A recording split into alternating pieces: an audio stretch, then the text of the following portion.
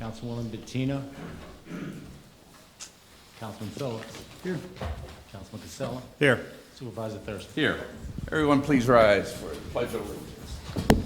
I pledge allegiance to the flag of the United States of America and to the republic for which it stands, one nation, under God, indivisible, with liberty and justice for all. Thank you. Everyone please be seated. Thank you. May we have a motion to adopt the agenda? So moved. I'll second it.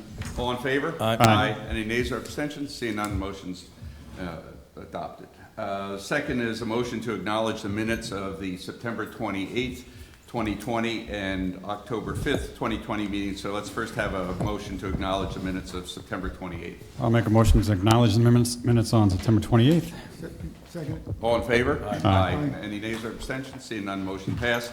Second motion is acknowledge the minutes of October 5, 2020. I have a motion? Move. Second. All in favor? Aye. Any nays or abstentions? Seeing none, motion passed. I'll start off with welcoming you. Thanks for coming and thanks for tuning in for all those that are listening on our cable channels. And we appreciate all the ongoing help, assistance, and guidance that the board and our staff is providing during COVID period. I'd like to report to the board that as of the end of this last week, we've had now nearly 7,000 people come into town hall since we started with appointments in June, but more importantly, since we opened up fully in July, on July 6th, right after the 4th of July holiday. And so the staff continues to do an excellent job. I think we're paying close attention to that, especially as we have seen a slight uptick here in the county as far as numbers go. The county had been averaging around 0.48%, so less than 0.5%. I think in just the last day or so we've gone up to around 1%, which also we've seen in the town of Wappinger, a slight increase up to about 16 people that have tested positive. So please continue to wear your masks when you can't be socially distant, and wash your hands. I think some of the new studies are saying that actually it can linger on surfaces longer than people thought. And please just observe common etiquette. When we're outside, in the town, I see very good participation in this. We do have some town events coming up, and all the sponsors for those events have been advised they need to follow our COVID protocols, which include combination of car show that's coming up on the 18th. It's our crafts fair, which we're going to be having on the 17th unless it rains, and then it's rescheduled to the 18th. We have a couple of private events also in the town at our town park, so they've all been asked to follow closely the COVID requirements. In fact, even take extra precautions in light of somewhat the uptick that's going on. So, but again, thanks to everyone for your cooperation. The town of Wappinger 2021 budget season is here upon us, and we start talking tonight. We'll have a number of our department heads as well as our highway superintendent take us through some of the numbers that we had put into the tentative budget. I'd say that our tentative budget that Frederick and I have worked on, provided to the board, is even more austere than it was last year when we decided to take a conservative approach, which I'm glad we did, and the board and I really looked at it hard, and it's helped us get through this COVID environment. In the past 2 years, as a result of the hard work that's been done, we have been able to hold our taxes at a very good rate. In fact, I think Councilman Bill often says, at the lowest rate Per capita. per capita within the municipalities in our area. So the budget this year is designed to do that while maintaining a conservative fiscal approach. Well, all the while, we do intend to maintain the town services as we have throughout the stay-at-home period of time, and we don't have any plans at all, even in an austere budget, to change that going forward. Unfortunately, we do believe that we will not emerge from the COVID pandemic anytime soon until there's a real credible, I think, vaccine. Therefore, the economic impact will continue to be tough on us, I think, regardless of what happens in the fall of elections, no matter what. And based on that, then, we're preparing our budget with economic uncertainty in mind. But also, I think we are going to be creating some flexibility in the event that things do better, than we thought in the future. But, at this point in time, it's going to be much more austere. The state controller, Thomas DiNapoli, announced that the property tax levy cap, is going to be for all governments at 1.56, or town municipalities, for 2021. In this tentative budget, I've kept it lower, than that in order to maintain at an even rate, try not to put on to anybody's shoulders greater, tax burden. We'll be discussing those elements of it as we go forward in our budget deliberations. While keeping the tax growth down, I think the most crucial responsibility is, for us to provide, ongoing services that continue to meet the health, safety, and welfare of our community, which again, as we've discussed it, amongst ourselves and with the staff, we're truly intending to do that. Core components, of the budget continue to be our ongoing park and recreation improvements, road paving and maintenance, renovation of our, town, buildings, I think senior veterans activities, and also infrastructure maintenance, town code revisions as well. Our challenge, though, will be to address what is continued to be an aging infrastructure related to our sewer and water, particularly sewer processing. And we're, really looking at different grant funding programs and other availability of, federal funds to try to reduce the burden of that impact. So as we look forward during the next several weeks, looking at 2021, we welcome your participation and ideas and concerns that you may have. And until we, get together the next time, I want to thank you. Remain safe, remain well, and we look forward to hearing from you going forward in the weeks ahead as we look at this important issue of budget planning. So thank you very much. Now, we'll turn to public hearings. We have had first issue is a resolution that we've discussed going forward. So I'd like to talk about the resolution that is before us, and therefore have a motion to open a public hearing with respect to a resolution introducing local law number 4 of the year 2020.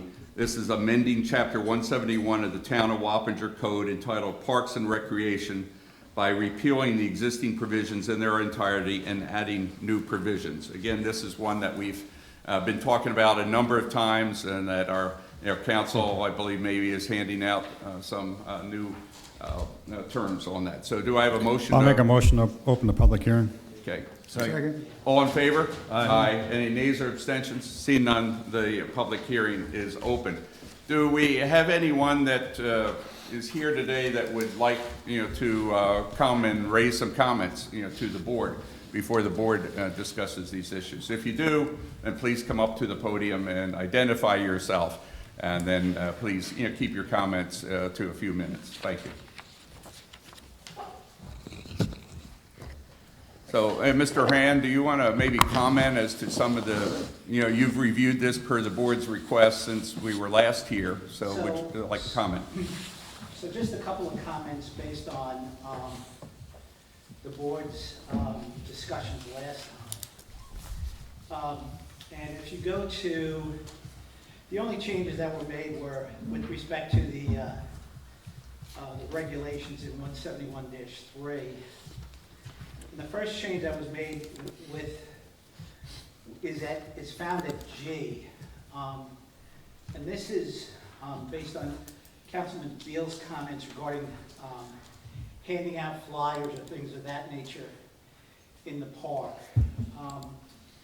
And one of the things, and this is basically one of the things I'd like to get the comment from the board on. I revised it. That section had two parts to it. One was, in essence, handing out materials the other second part was regarding posting signs. I don't think it's appropriate to open up the parks for signs of any kind. And what the law provides, particularly with respect to First Amendment signs or political speech signs, if there's a blanket prohibition in place, that is enforceable. So what was there before was a blanket prohibition, and based on the research regarding Councilman Beal's comments, there is cases from the New York Court of Appeals and other courts in New York State which have held that it is impermissible to stop people from handing out leaflets. Also, more recently, the town of Oyster Bay had a provision where you could hand out leaflets provided that you got approval from the town, but they didn't have any formula or methodology for reviewing the permits. I think that rather than putting a structure like, and that would be, you know, it's referred to as a valid time, place, or manner restriction. The big problem is if you're going to require a permit, you have to respond to the permit very quickly. You have to have set standards, and you know, in some respects, you're probably better off with not having a permit at all.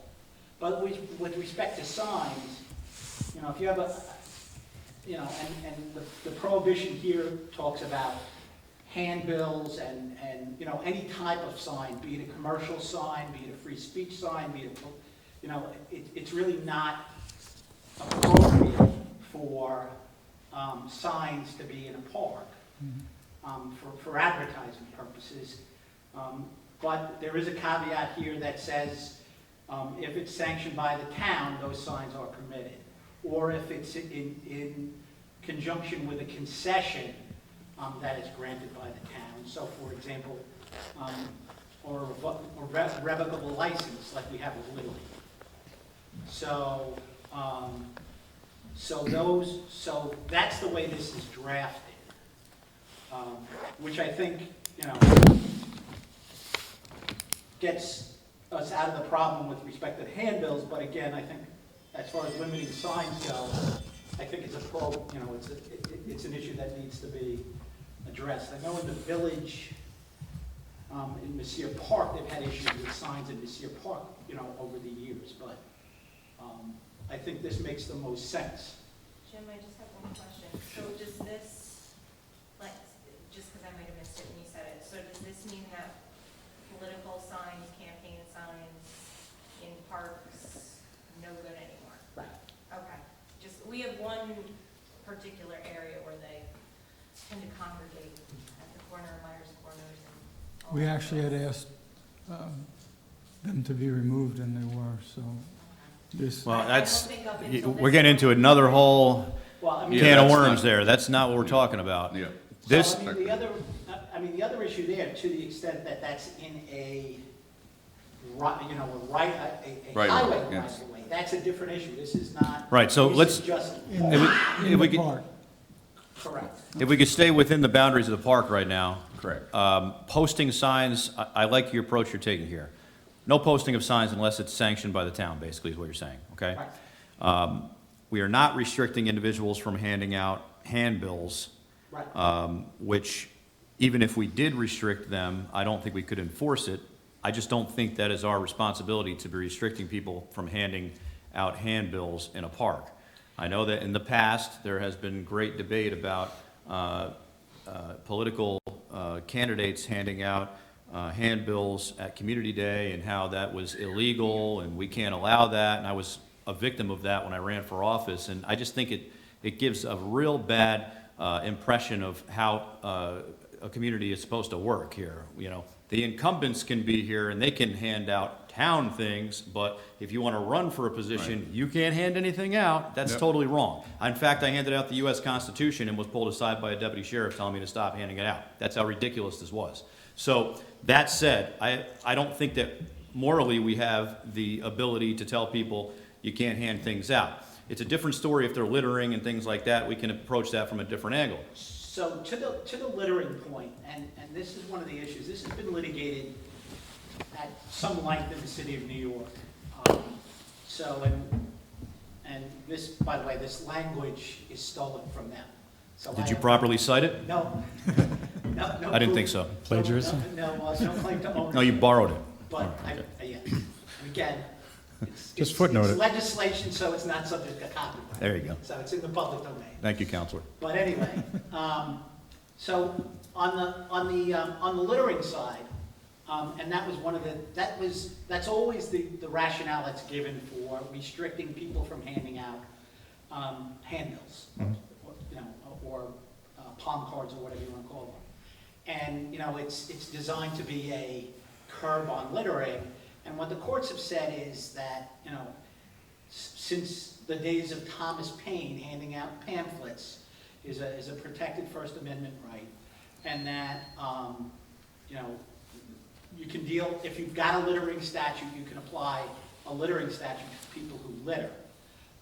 What New York City did, and it was up to challenge, and it, I believe was successfully sustained, was what they did is they put in their littering provision, which again applied across the board to anywhere, which said that there's a rebuttable presumption that anybody whose name or phone number is on the handbill is deemed to have been the person who littered. So, you know, in essence, that now, if somebody's gonna hand out these things, then that gives them an impetus to clean it up and make sure that it's not littering. That also goes, and we have this issue, you know, throughout Dutchess County regarding people who put signs on telephone poles and things of that nature. So, you know, it's impossible to catch the person posting the sign.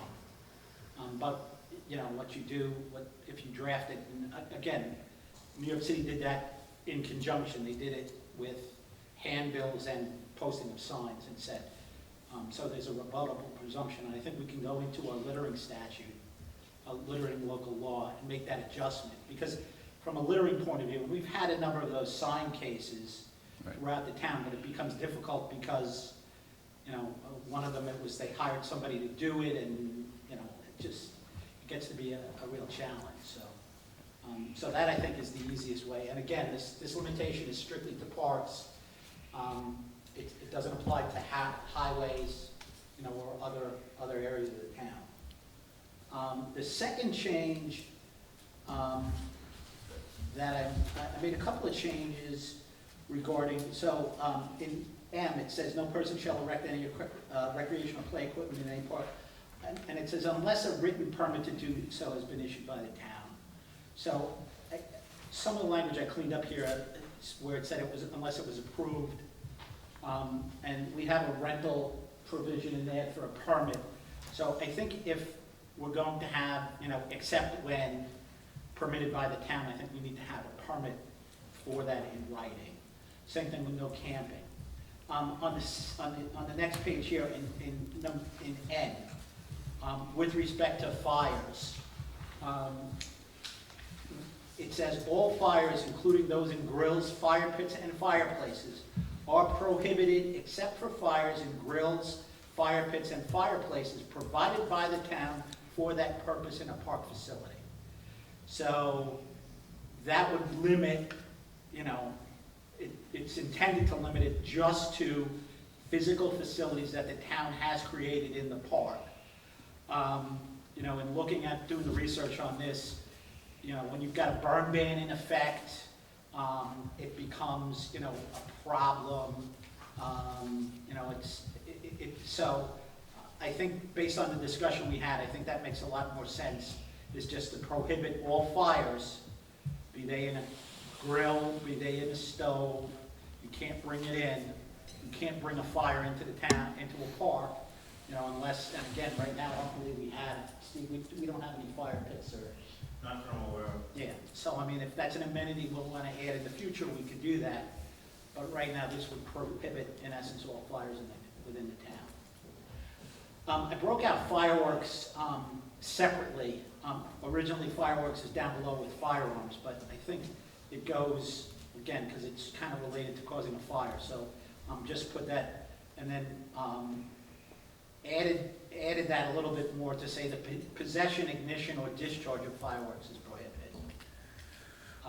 I think we also need to include sparkling devices as defined in New York Codes, Rules, and Regulation, Part 225, Okay. because they're not considered Well, we fireworks. could say fireworks including.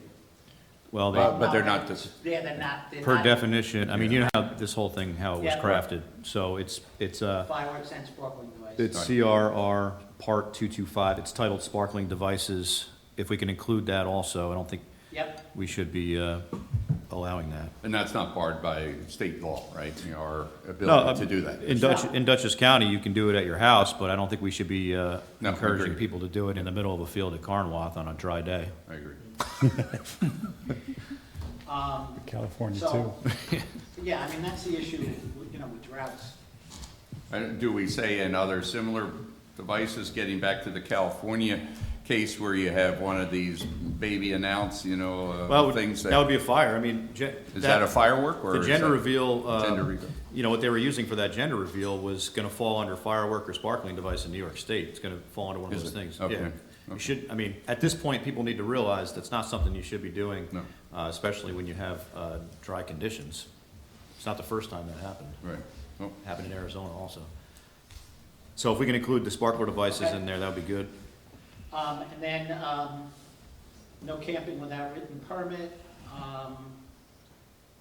In Q, originally fireworks were in there, I just took that out and made it a separate one. But, so that says no firearms, air guns, bows and arrows, or any dangerous weapons are permitted, except that firearms lawfully in possession, if holstered or cased, may be carried through a town park.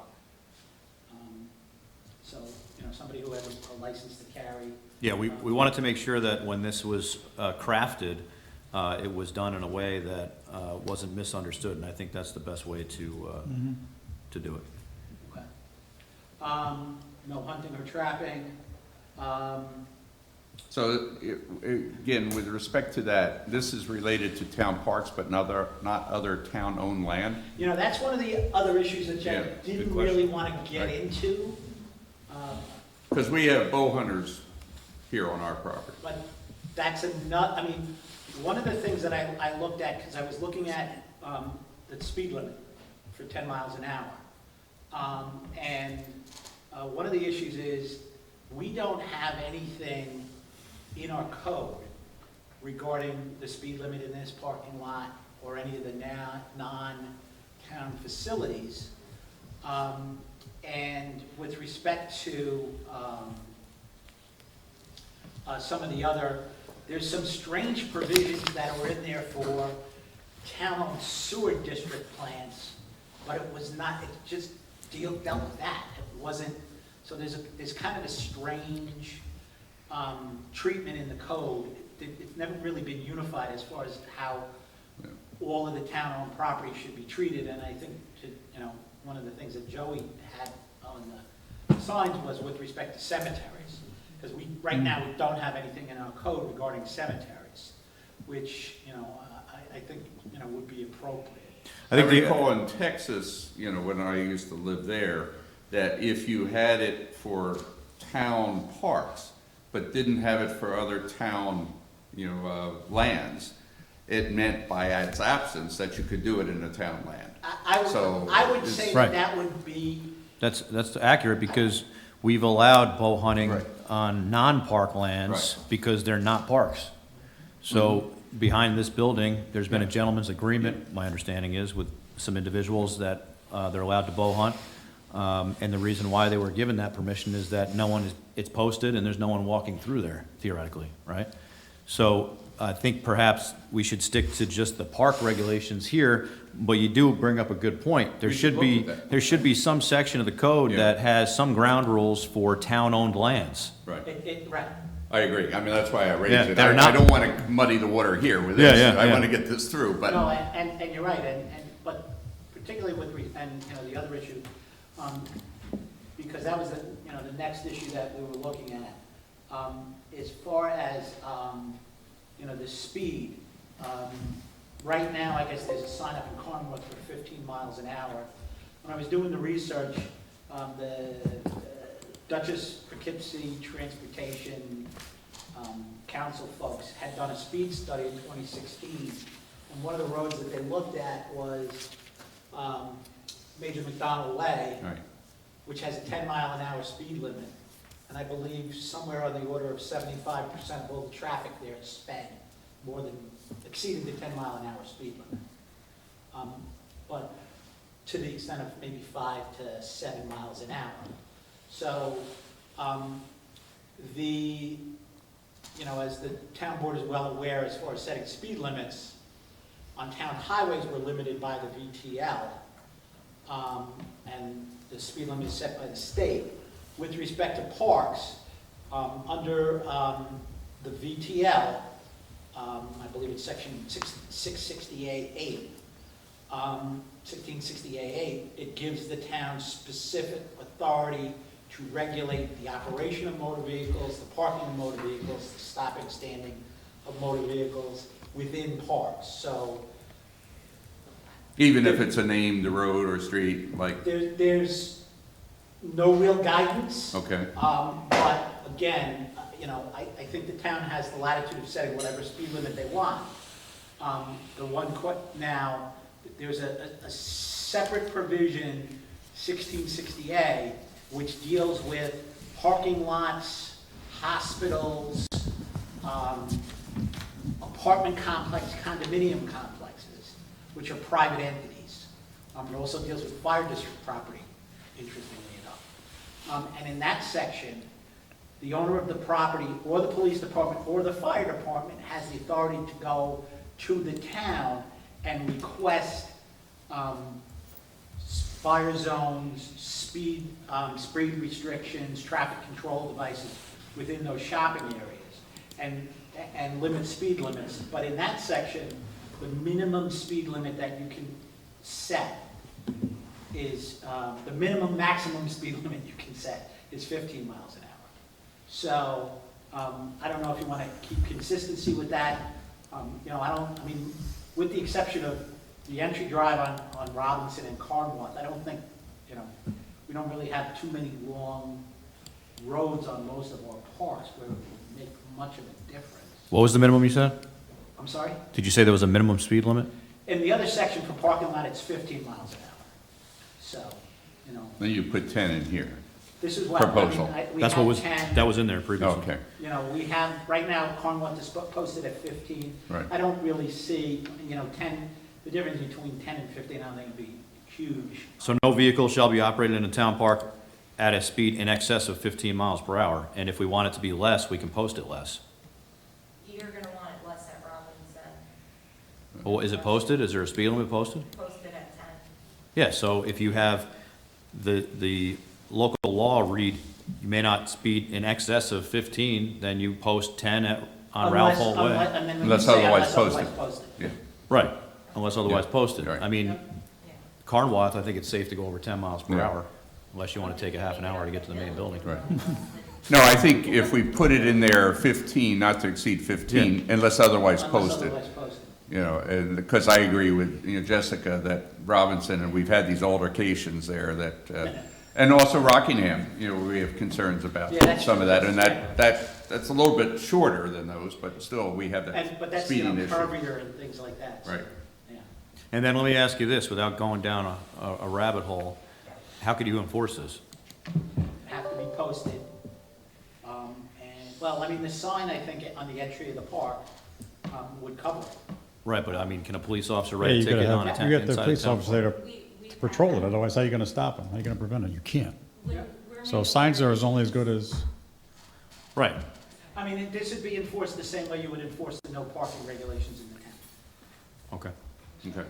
So just a little heads up on that one. When we've had repeated complaints, especially at a facility like Robinson, we've had someone go out there. Oh, okay. So, yeah, it's, Yeah, last year we had particularly yeah. a couple wow. incidents. so. The cops run a radar for 15 Yeah. miles per hour? Yeah. no, other incidents, Others. not Joey, slow it speeding. down. Yeah, no, I mean, kids run out, that's the problem at Robinson, kids run right out, Yeah, you know? That's why we put up that fence around the playground. yes, Jessica. Just one more question, and this one would be for Bill. Have lanterns that you light and they go up in the air. Have they banned those in New York State yet? I'm not aware of them banning those. Because when you guys got talking about sparklers and things like that, that kind of popped into my head of things. I don't know what they would even fall under. Well, I think a lot of places they're considered incendiary devices. Is that the bill? You know, like in Taiwan and places where they put the lanterns during. Oh, I know what they festivals. are. I know That's they're- where because they're candles with actually paper Right. and wax material. I mean, I'm Can sorry to ignite. open up that can of worms, but it just, when you got talking about sparklers and So you can gender say reveal stuff, that- Fireworks, sparkling devices, or other incendiary Yeah, devices. that's what I was thinking. I mean, I don't know if it meets the definition of incendiary device under the law, but something that is consistent with open flame. Right. yeah. Yeah. Well, we did have an incident by Sergeant Palmetier probably about 6 years Oh, I'm ago. well aware of it. I wasn't gonna bring it up. That's part of where my brain was going with that. I know exactly where you were going. Just because I didn't mention it doesn't mean I'm not thinking about it. That was a traumatic incident. Good point, thank you. You know, the only, in X, I made the change, I just said no swimming. I don't know if we really want to, you know, we had said unless otherwise permitted, but I don't think we had much of a call for swimming. Well, the boat ramp might fall under town park, right? Sprout Creek would fall under, along Yeah, swimming is not. Robinson there.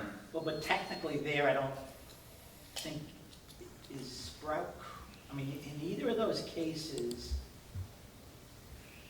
I think once you're off the end of the boat ramp, you're no longer in town property.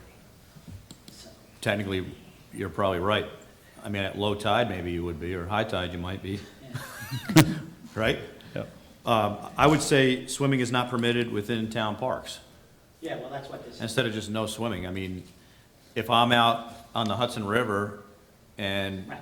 you know, I'm jump off my boat Yep, to swim, it's probably not a smart decision to make, but it's not within the boundaries of the town park. sure. You know, Right. Yeah, no swimming in town parks. I'm just trying to limit our, Because it, consistent, the next one says, no person shall enter on any ice in any park. So we should just say no swimming in any park. Consistent. or no ice skating, or no, I guess, you don't have to be ice skating to be on the ice. Right. So does this limit people from ice skating on ponds, things like that? It does. Unless It's always, otherwise posted. it's always been in there, hasn't it? I think it was, yes. It's always been in the code, you can't ice skate. Because we have a number of ponds where people do ice skate today. It shouldn't be. In Yeah, town at this park. point in time, that's right, I agree with you. People used to swim in ponds back in the day, too. Yeah. Read about those studies. Other places where they do permit skating on ponds and things, you have to have somebody that monitors ice thickness. So I Right. don't think we want to get into permitting, that. We can always cross that bridge later on if we decide there's a pond that we want to allow something and then pass some rules, regulations for it. I mean, at Bowden Park, they do bring in a material that ices over, and they create a ice skating rink. We could always do that at any park. Yeah. Yeah. I think it's just the whole flavor of this was, we don't have the ability to monitor the ice thickness. We don't have the ability to, you know, have any sort of accountability on who's out there. And if you fall through, Nobody that would even raise a red flag, yellow, or green flag, you know, for Right. monitoring. So I think at this point in time, we need to keep it blank. By the way, I did check on Chinese lanterns. Most generally, they're referred to as incendiary devices. I just think the definition of incendiary has to have intent, though. Yeah. I know a little. Well, yeah, yes. That's That's all. what they say. When you light it, raise it, you know it's Right, but you're could not, explode. you're not intending on burning anything else. Not, I think there was one thing that came up that technically, because you take them out of your control, it's an unattended fire. Unattended controlled burn? I don't know. I'm sure Jim will find some statutory consistent, I just never want that to happen again. yeah. okay, go ahead, Jim. And then AA, I changed missile to projectile. Thank you. Yep. I mean, this was written in the Cold War, obviously, the original version, it said no, throwing of no missiles. I go, what are we doing in our parks? I was originally gonna say objects, but then frisbees and baseballs can be thrown. Okay, so back, let me bring you back to, speaking of baseballs, back to K. Okay, So, I looked at that issue too. all right, so can we, rather than saying baseball will be permitted only on diamonds set aside for this activity, can we say organized baseball games will only be permitted on diamonds? Because if I want to go to the park and play a game of catch with a Yeah. baseball, I don't want the town telling me that I can't have, be throwing a baseball. So, So I was thinking organized baseball games will be permitted only on diamonds set aside for this activity. Do you know what I'm saying? yeah, I'm just, yeah, I mean, I mean, the question then becomes, what's a pickup game? Wow. that's for the lawyers to figure out. You know what I'm saying? No, I know what you're saying. So, If you Well, want, if a bunch of technically, friends that's an want to get organized together game. and play a game, that's fine, but you should be on a diamond if you're gonna play a full-blown game. yeah, Because the whole point of this, in my opinion, is you don't want to, Right. damage the turf out there. If you're just throwing around a ball, having catch with your kid, that's right, different. no, I, Yeah. yeah. That's all. Yes, okay. Let's just make sure we're not being too restrictive here, because it No, I looks like agree. we're being very restrictive on a lot of things here, and, I don't want this to be a closed door. We're talking about the ice parks things. I mean, I guess we can make an exceptions for different parks and stuff, but, some of these things here with Little League Baseball and stuff, where you're kind of putting on restrictions, you can only play outside the diamonds. Yeah, I mean, that's, right, that's the other question, it's like, I got somebody who's, wants to, So what are you gonna do for practice, though? Kids can't practice in the outfield? right, That's ridiculous. or, Well, I don't think that, I think the intent of this was, like, for example, at the firehouse, you can't have an organized baseball game at the fire district on their property without permission from the fire district. If somebody gets hurt, somebody gets injured, there's no accountability that that's going on. In this case, people need to go through the process. If they're gonna have an organized game, they need to get a permit, they need to go through the town rec director in order to get a field, not just start showing up at a random location having baseball games. yeah. They do it all the time today. Martz Field is a prime example. They go out there when COVID first came out and started to lift, they're out there practicing. Is there You still can- a you can- field out there? What's that? Is there still a field out Yeah. there? Who? And then what do you do for the volleyball courts there? Right, but who's, Volleyball courts are there, they go out and play, where's that? How restrictive are we gonna be here? There's no restriction, I mean, you play volleyball and love it, I mean, the only restriction in here regarding volleyball courts is dogs aren't permitted on them. No, but you're being very restrictive for baseball, I think. well, I'm not sure how we're being so restrictive. It was originally in the town Well, code. that one I don't think was, but, I mean, No. the problem becomes, No, the let issue me- becomes particularly with batted balls. right, we've had a regulation, not in the code, that if you're going to have an organized baseball game, you have to go through the process to get a field. And by doing that, Right. we have accountability that there is Yeah, and- a game going on. Yeah, and if the ball is hit and it's left on the field, it could cause liability, right? Or if somebody gets hit and Yeah. injured on the field. Right. Well, even with, I mean, the problem becomes, somebody's hitting fungos or, somebody's just, a couple of people are, Well, let's face it, like Bill was saying, a dad and a son, or a mom and a son, or whatever, and Right. daughter, they go out there, they practice in the beginning of the season, they're hitting fungal balls with the fungal bats and stuff. How restrictive do you get? I'm sure they're not getting permission to go out on the fields No, I'm today not to do talking, it. that's not what I'm referring to. I wanted to change this so it's organized to broaden baseball. it. Yeah. Yeah, I just wanted organized baseball Yeah. games to be within this parameter. I I wasn't, mean, you could put something like,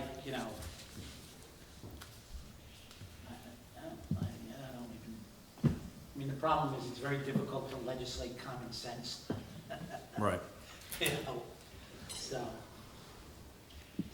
I think that's fine as far as organized games. I mean, if somebody wants to, practice hitting fly balls to their kids at Rockingham, which Right. doesn't have a baseball field. I mean, if there's That's not- practices. That's not restricted here. If there's organized sanctioned teams that are having practices at Martz Field right now without authorization of the town, I would say they're in violation. Is that Agreed. correct? Agreed. We've only had this year one permit issued to use marks.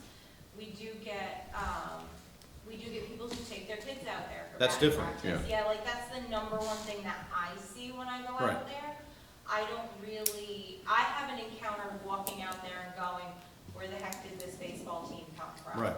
It's usually, a dad brings a couple of kids, out there and they're doing batting practice. That we really don't require any sort of permit for that. I just want to make sure that's okay, that we still continue to do that, that's all.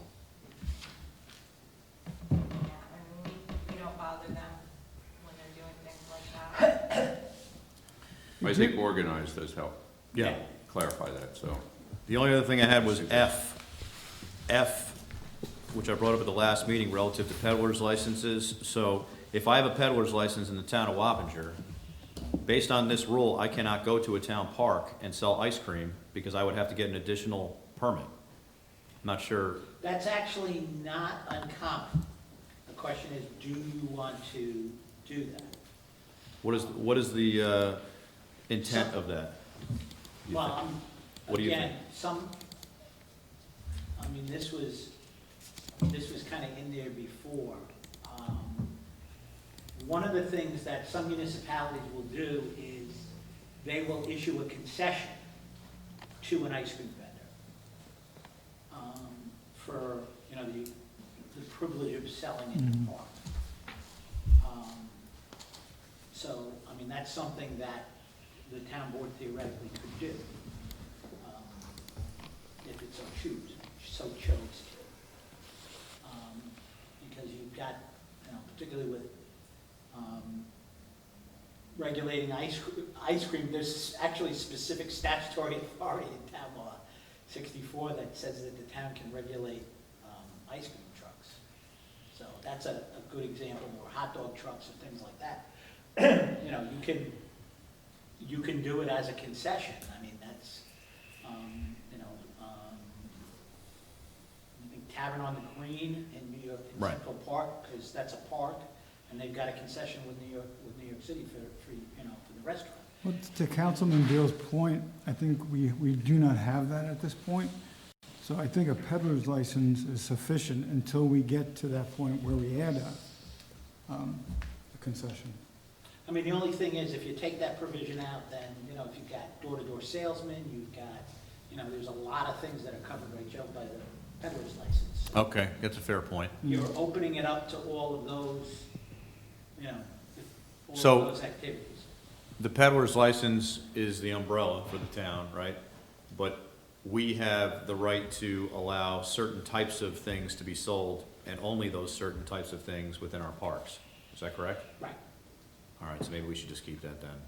Yeah, I think it's pretty forward-thinking, because you would be surprised, the people that will just pull up to, you don't want someone who's just selling food every weekend to set up shop at, say, Mart's, and then someone goes, ooh, that's a good idea, I'm gonna set up shop there too.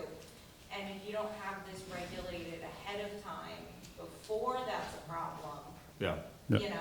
I mean, you could potentially have, I don't know, 10 food trucks that have licenses in the town of Wappinger, and they all decide they want to go to Robinson Lane and sell the same thing, right? I mean, that could essentially happen. Yeah. So this would allow us to restrict the number of vendors that can have access to our Right. parks.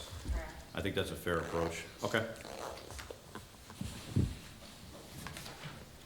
Any other comments at this Just point? on the list of parks, we're short a few. Can we just put in all town-owned properties, including the following?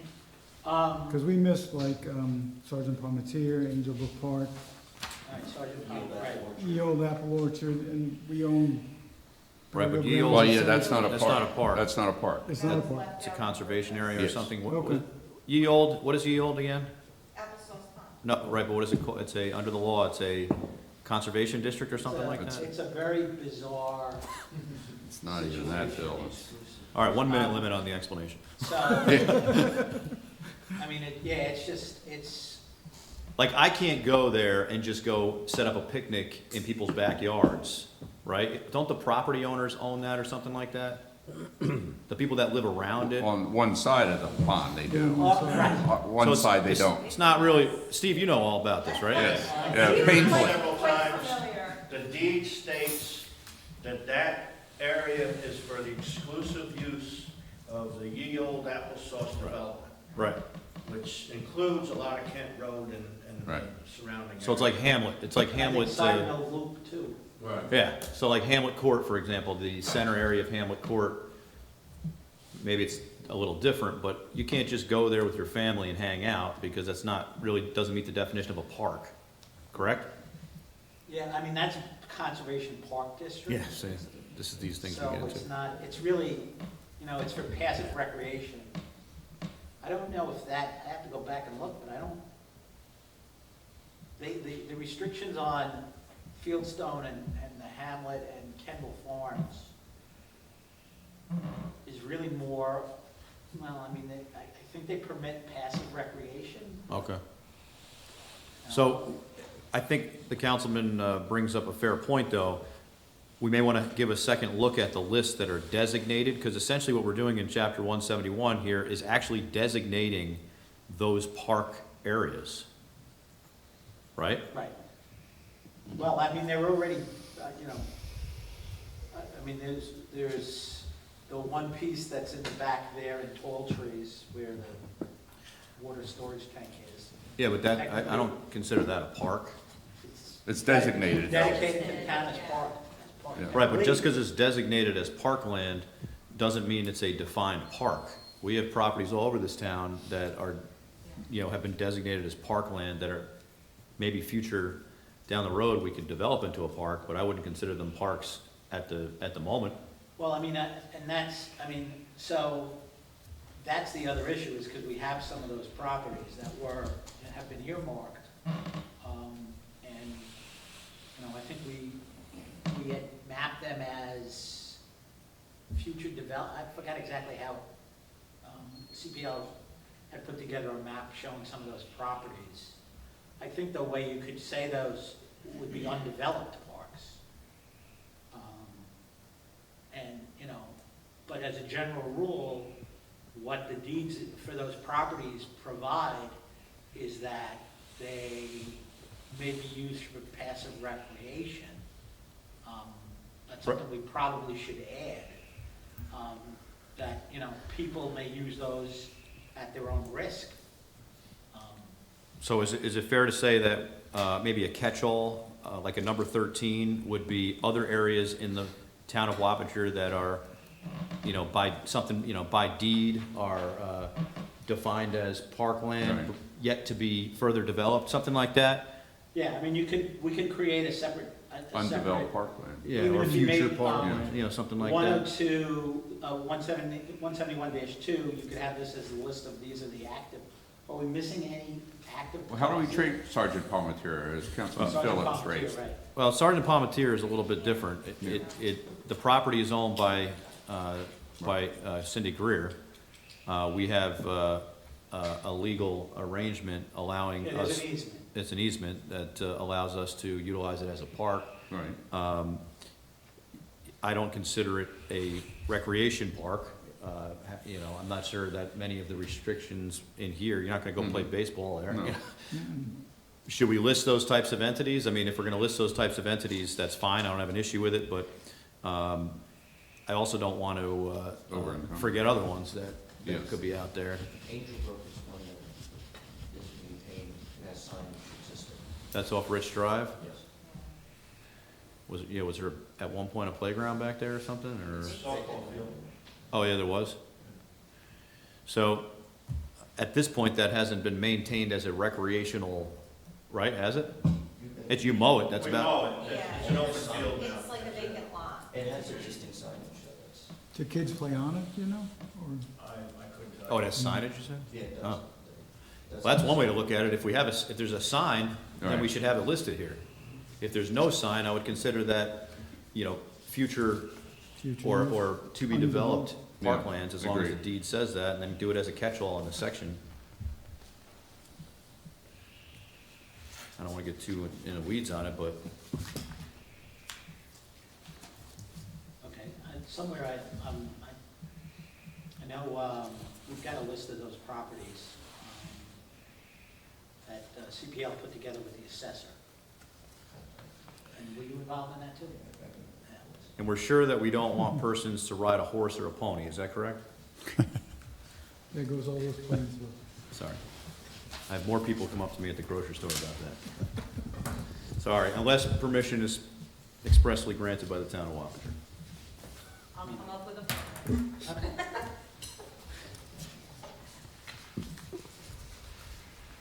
Any other comments?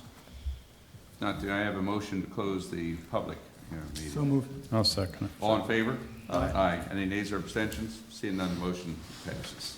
All right, so I'll make those changes and circulate them within the next day or two, we get a document. And is it fair to say that the signs that look great, thank you for your hard work on the signs, is it fair to say that whatever changes to the text that we're making within the proposed local law, They need to be, whatever appropriately can be adapted to the signs? Obviously, you're not gonna put the entire section of, No. Right. you know, posting signs thing on here, Well, I but, mean, some of the things, like the fire, you know, prohibiting all fires is a lot easier than what was there. so just, Um, so if you can communicate, Joey and Jim, just to make sure that whatever ends up on the signs is consistent, purely consistent with whatever we're going to adopt. correct. And I'll be happy with that. The only other thing on the signs is, again, if you can just make sure that you put for emergencies dial 911 underneath the sheriff's number. The recent one has it, yeah. Okay, great, Now, I thank you. guess the only other thing that I have with respect to the signs is the speed limits, which I think that's probably all you need for the speed limit signs. Maybe on Commonwealth, it's a little bit of a longer run, and Robinson, I guess the spots, they're already posted, that's already posted at 10, I guess. Right. Yeah, so on the Carnwatt sign, it says 15 right now, which I think is appropriate after we just had this conversation. Castle Point's the other one that probably is not posted. Right. Soccer Field Drive at Rockingham also is a longer. road So that is actually- communicate with Jim to determine what the best speed limit is based on the distance. Well, I mean, I think on those, you know, I mean, Castle Point, there's some sight distance issues right there, right, isn't there? Can you go around the pavilion? So, No, but you do have a straightaway, you know, it's, Yeah, but it's not I much of a think- straightaway down there. I thought, And then you go down the hill to the ball fields and stuff, you can't go fast down that trail anyway. Another issue with these driveways is they are driveways, they're not roads. They're- Right. They're Dirt. basically one lane right. wide. Yeah, right, so you gotta pull off to the side and let Right. somebody pass. So I'm comfortable with whatever is decided by the committee on these, speed I mean, limits. unless I you don't leave want, leave them all at 10, except for Commonwealth at 15, which I think works. whatever you guys think is appropriate, as long as we're consistent with the law and the sign, that's all. yep, understood. That's all. Yep. I'm not gonna sit here and talk about 10 to 15 miles per hour all night. It's fine, whatever you guys wanna do. I Okay. like it at 10 myself. Yeah, that makes sense. Al, you're on the committee. Yeah, Wait, I take it back? You guys can take a vote later. I'll be on it. when we vote on the resolution itself, then we can, Well, the resolution says excess, nothing in excess of 15. Yeah. Well, we'll I guess amend the that. one other issue on the signs regarding the closing hours for Robinson Lane in the summertime. Because I think it's appropriate, Carnwatt said 9:30.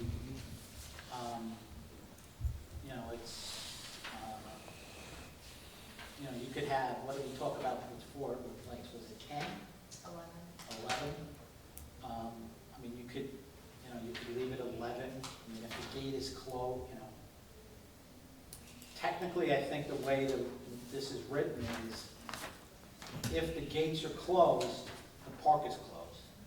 Right. So the town has the ability, so if you set an 11 o'clock closing, and you close it earlier because there's no games, the fact that the gates are closed means the park's closed. Steve, you got, We don't open and close gates. They're closed to vehicle traffic, but the parks have been always open to Right. pedestrians. So I don't know how it fits in with what you just said there. I mean, because the problem becomes if you You know, get. until we get personnel to open and close But even gates. so, I mean, the other issue there is it's not, I mean, on our parks, we're not gonna be able to fence them for real anyway, so. and Well, most of them, Most municipalities just have. the a set entrance closing. areas for the yeah, a most number part. of them have gates on them. Yeah, No, I know, but I'm just saying that, but that's for vehicular Right, traffic, not right. pedestrian traffic, so. I mean, as a general rule, you would post what the closing hours are, be it 11, I mean, if it's 11 typically, then you post it at 11. I think something that we had talked about for Robinson was open dawn to dusk unless permitted. Well, it says right here on the sign from last meeting, which you might have changed by now, April through October, sunrise to sunset unless otherwise permitted by the town of Wappinger. If the gate's open and there's an activity going on, that's permitted by the town of Wappinger, right? Right. And then you have September through March, it should be October through March, sunrise to sunset.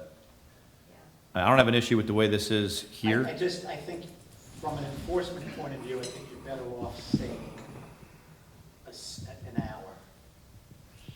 Because, You still have night games though going on, right? no, I know, I'm just saying, but the problem becomes if you're posting, if you're going to try to enforce it against somebody who's in there at 2 o'clock in the morning, in order to prove that violation, you're gonna have to limit, you would have to come out with the proof to say what it is. If you say it closes at 11 and he's there at 2 o'clock in the morning, you just have to write, park closed at 11, he was here at 2.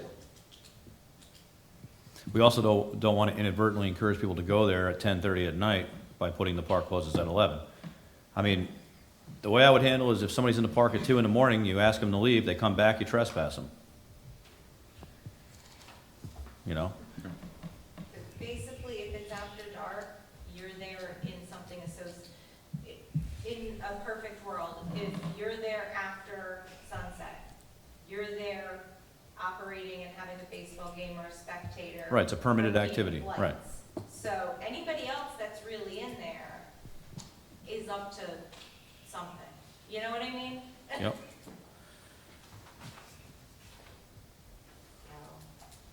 There's a sign here for yield. I would just talk to Jim about this since there's restrictions on the property over there.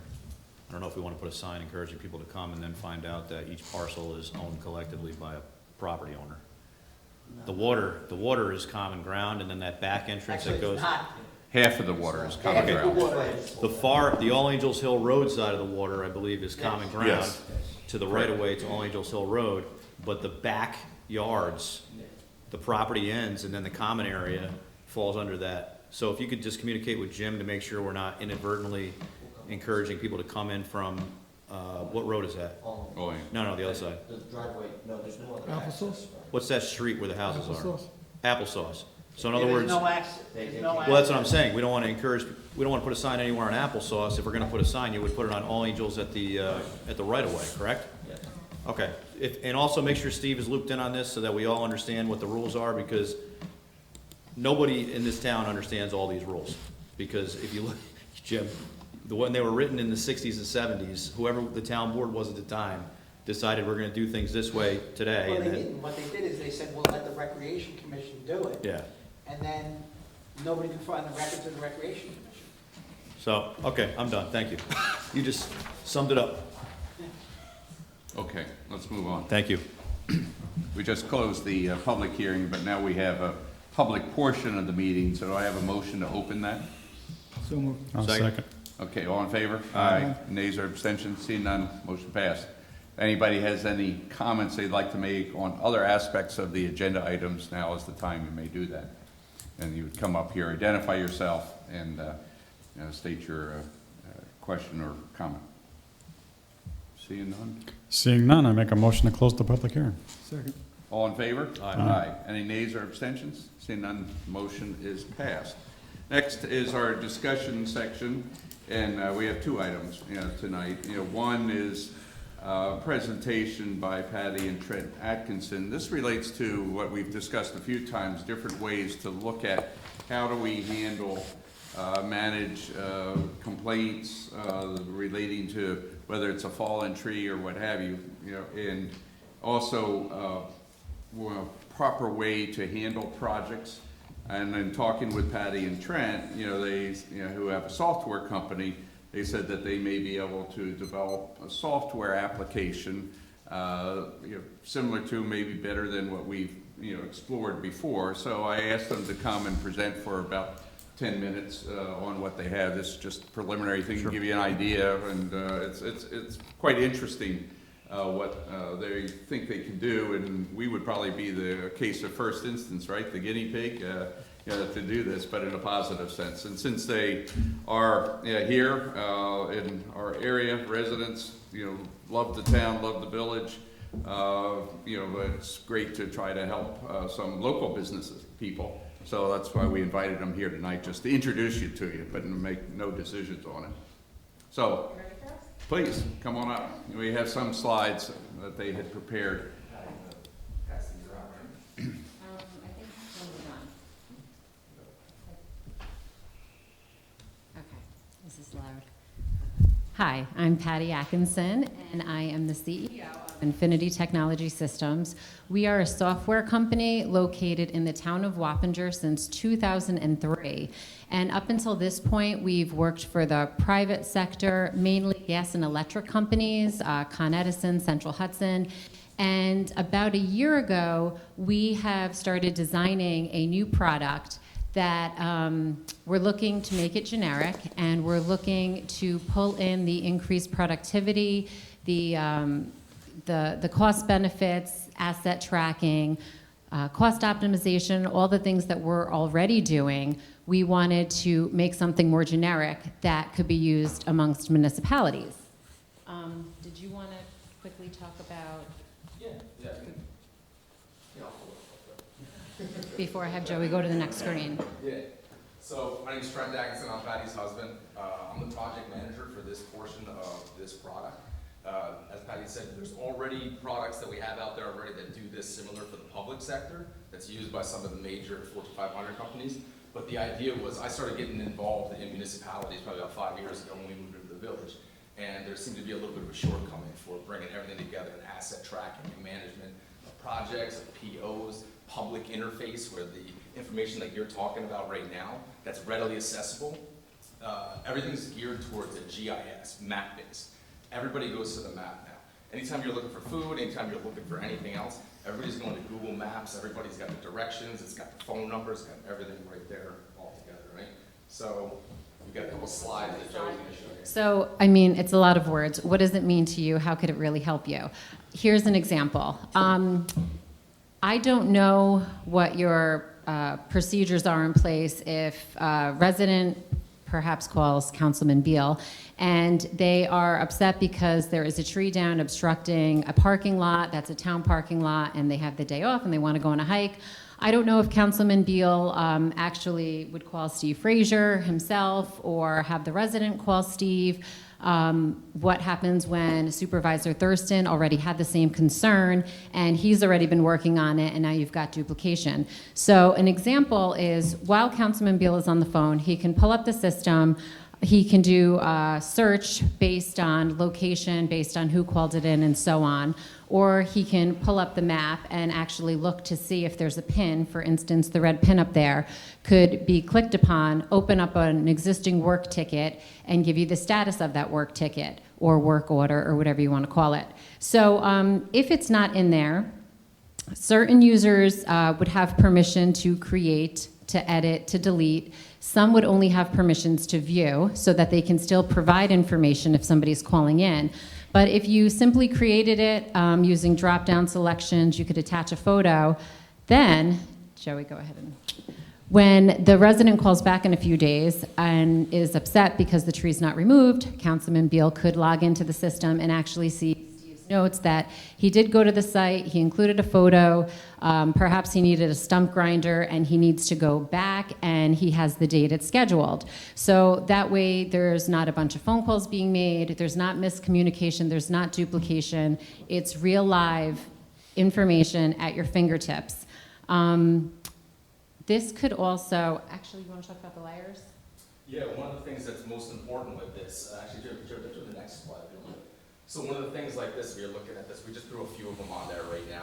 Each one of these would have an icon for different types of assets that the town owns. You can do it as extensive as you want or as little as you want. You can also overlay all of your existing mapping. I think you guys have done mapping already for your water, sewer, anything like that. You have real-time availability to go in there and look at the inverts, be able to look at the composition of pipes, whatever you have already that you paid for through your engineer, everything would be brought into there and it'll all be in different layers. And then depending upon what you have, some people may need to have access to that and some may not. Each one of those layers would all have breakdowns. You can turn on, you know, if you have, I don't know if you use utility pole, like lamp posts, anything like that that you have, all that can be turned on, can be turned off, and then the permission base for each one of those layers as well. And then you would have your assets, well, another component would be asset management, as we're showing you, where you could have your assets plotted on a map.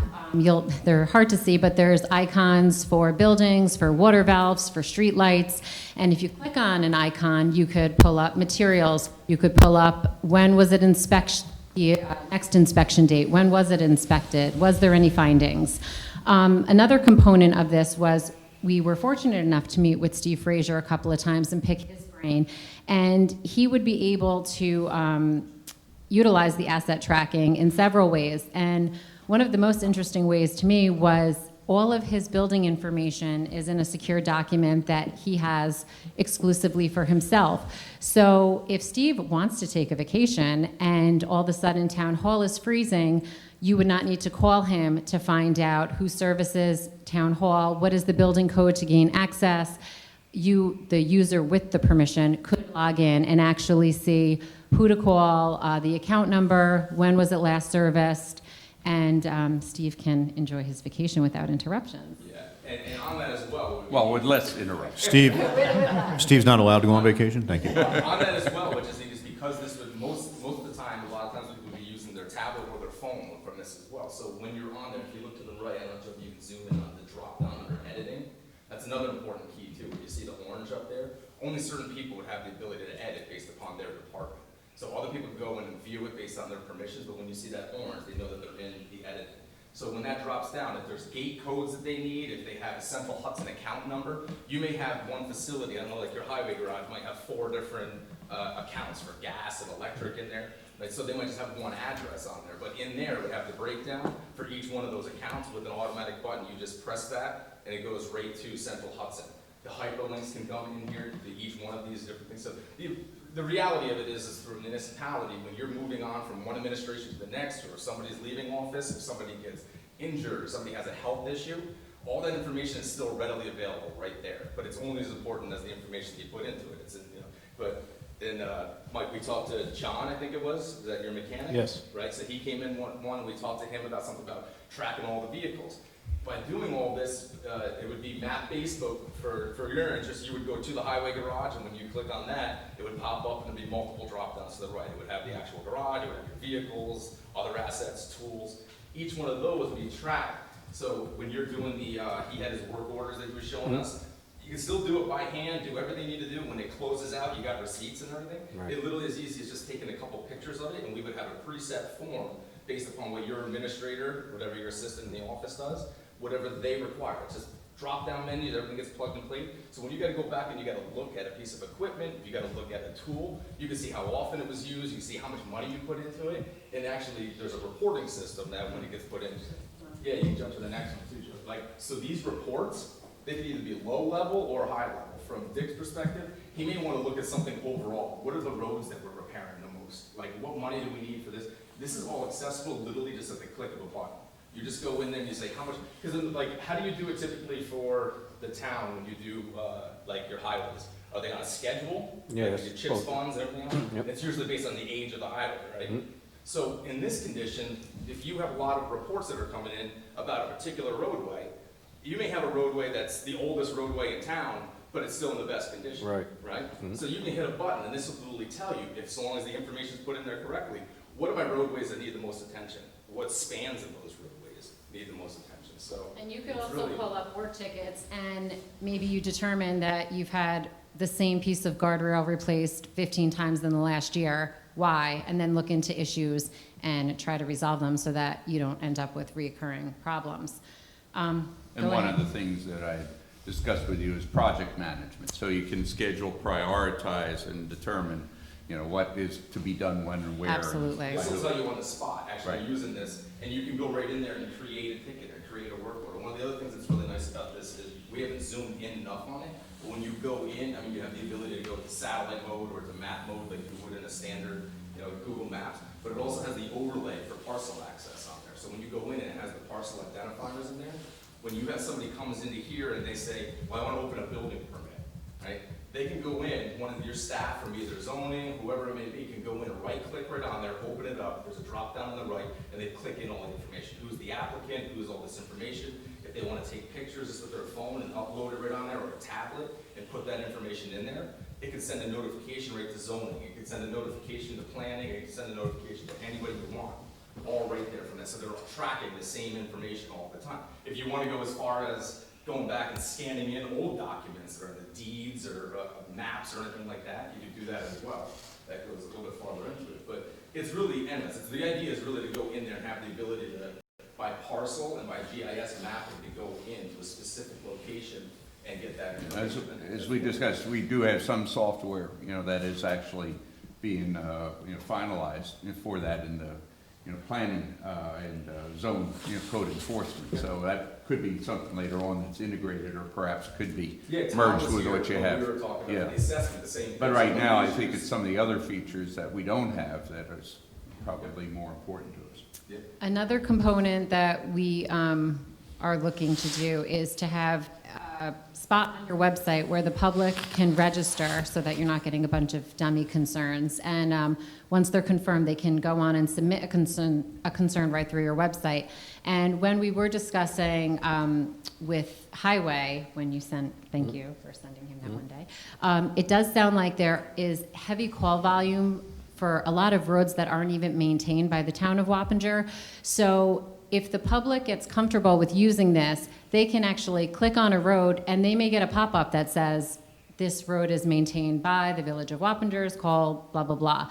And that would reduce call value in time as they become more comfortable using it. Where this is a private road over which the town has no Or responsibility. even, there could be parks, there could be any other types of things that are not in your jurisdiction, so it just redirects them. They go there to click in there to do a concern, we call it concern.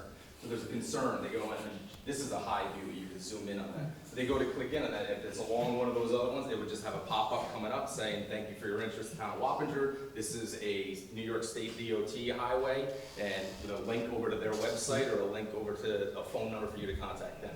Well, you just got rid of 6 phone calls of people trying to figure out what was going on with that. The other thing is, so the ones we put up here were just, if you look at the bottom right, it says concerns, so you got like a new, a review, a signed address. The idea would be that somebody put one up there, it doesn't show up automatically. You have like a 48-hour window, they get a pop-up that goes to one person here at Town Hall, and they kind of field through them and filter them, and then they would have their own, when it comes to them, they would drag and drop it to whatever department they think is responsible for that, and then they get,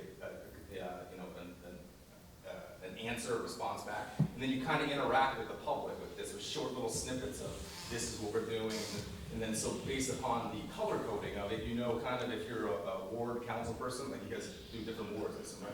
So if you do that, you kind of know in your area which ones you have to pay attention to, the ones that the public is hot on. So it actually benefits you quite a bit. And it can print out reports? Oh, yeah, absolutely. You'll have all that reports. one report, it'll tell you the whole list of all the notes that anybody put in there.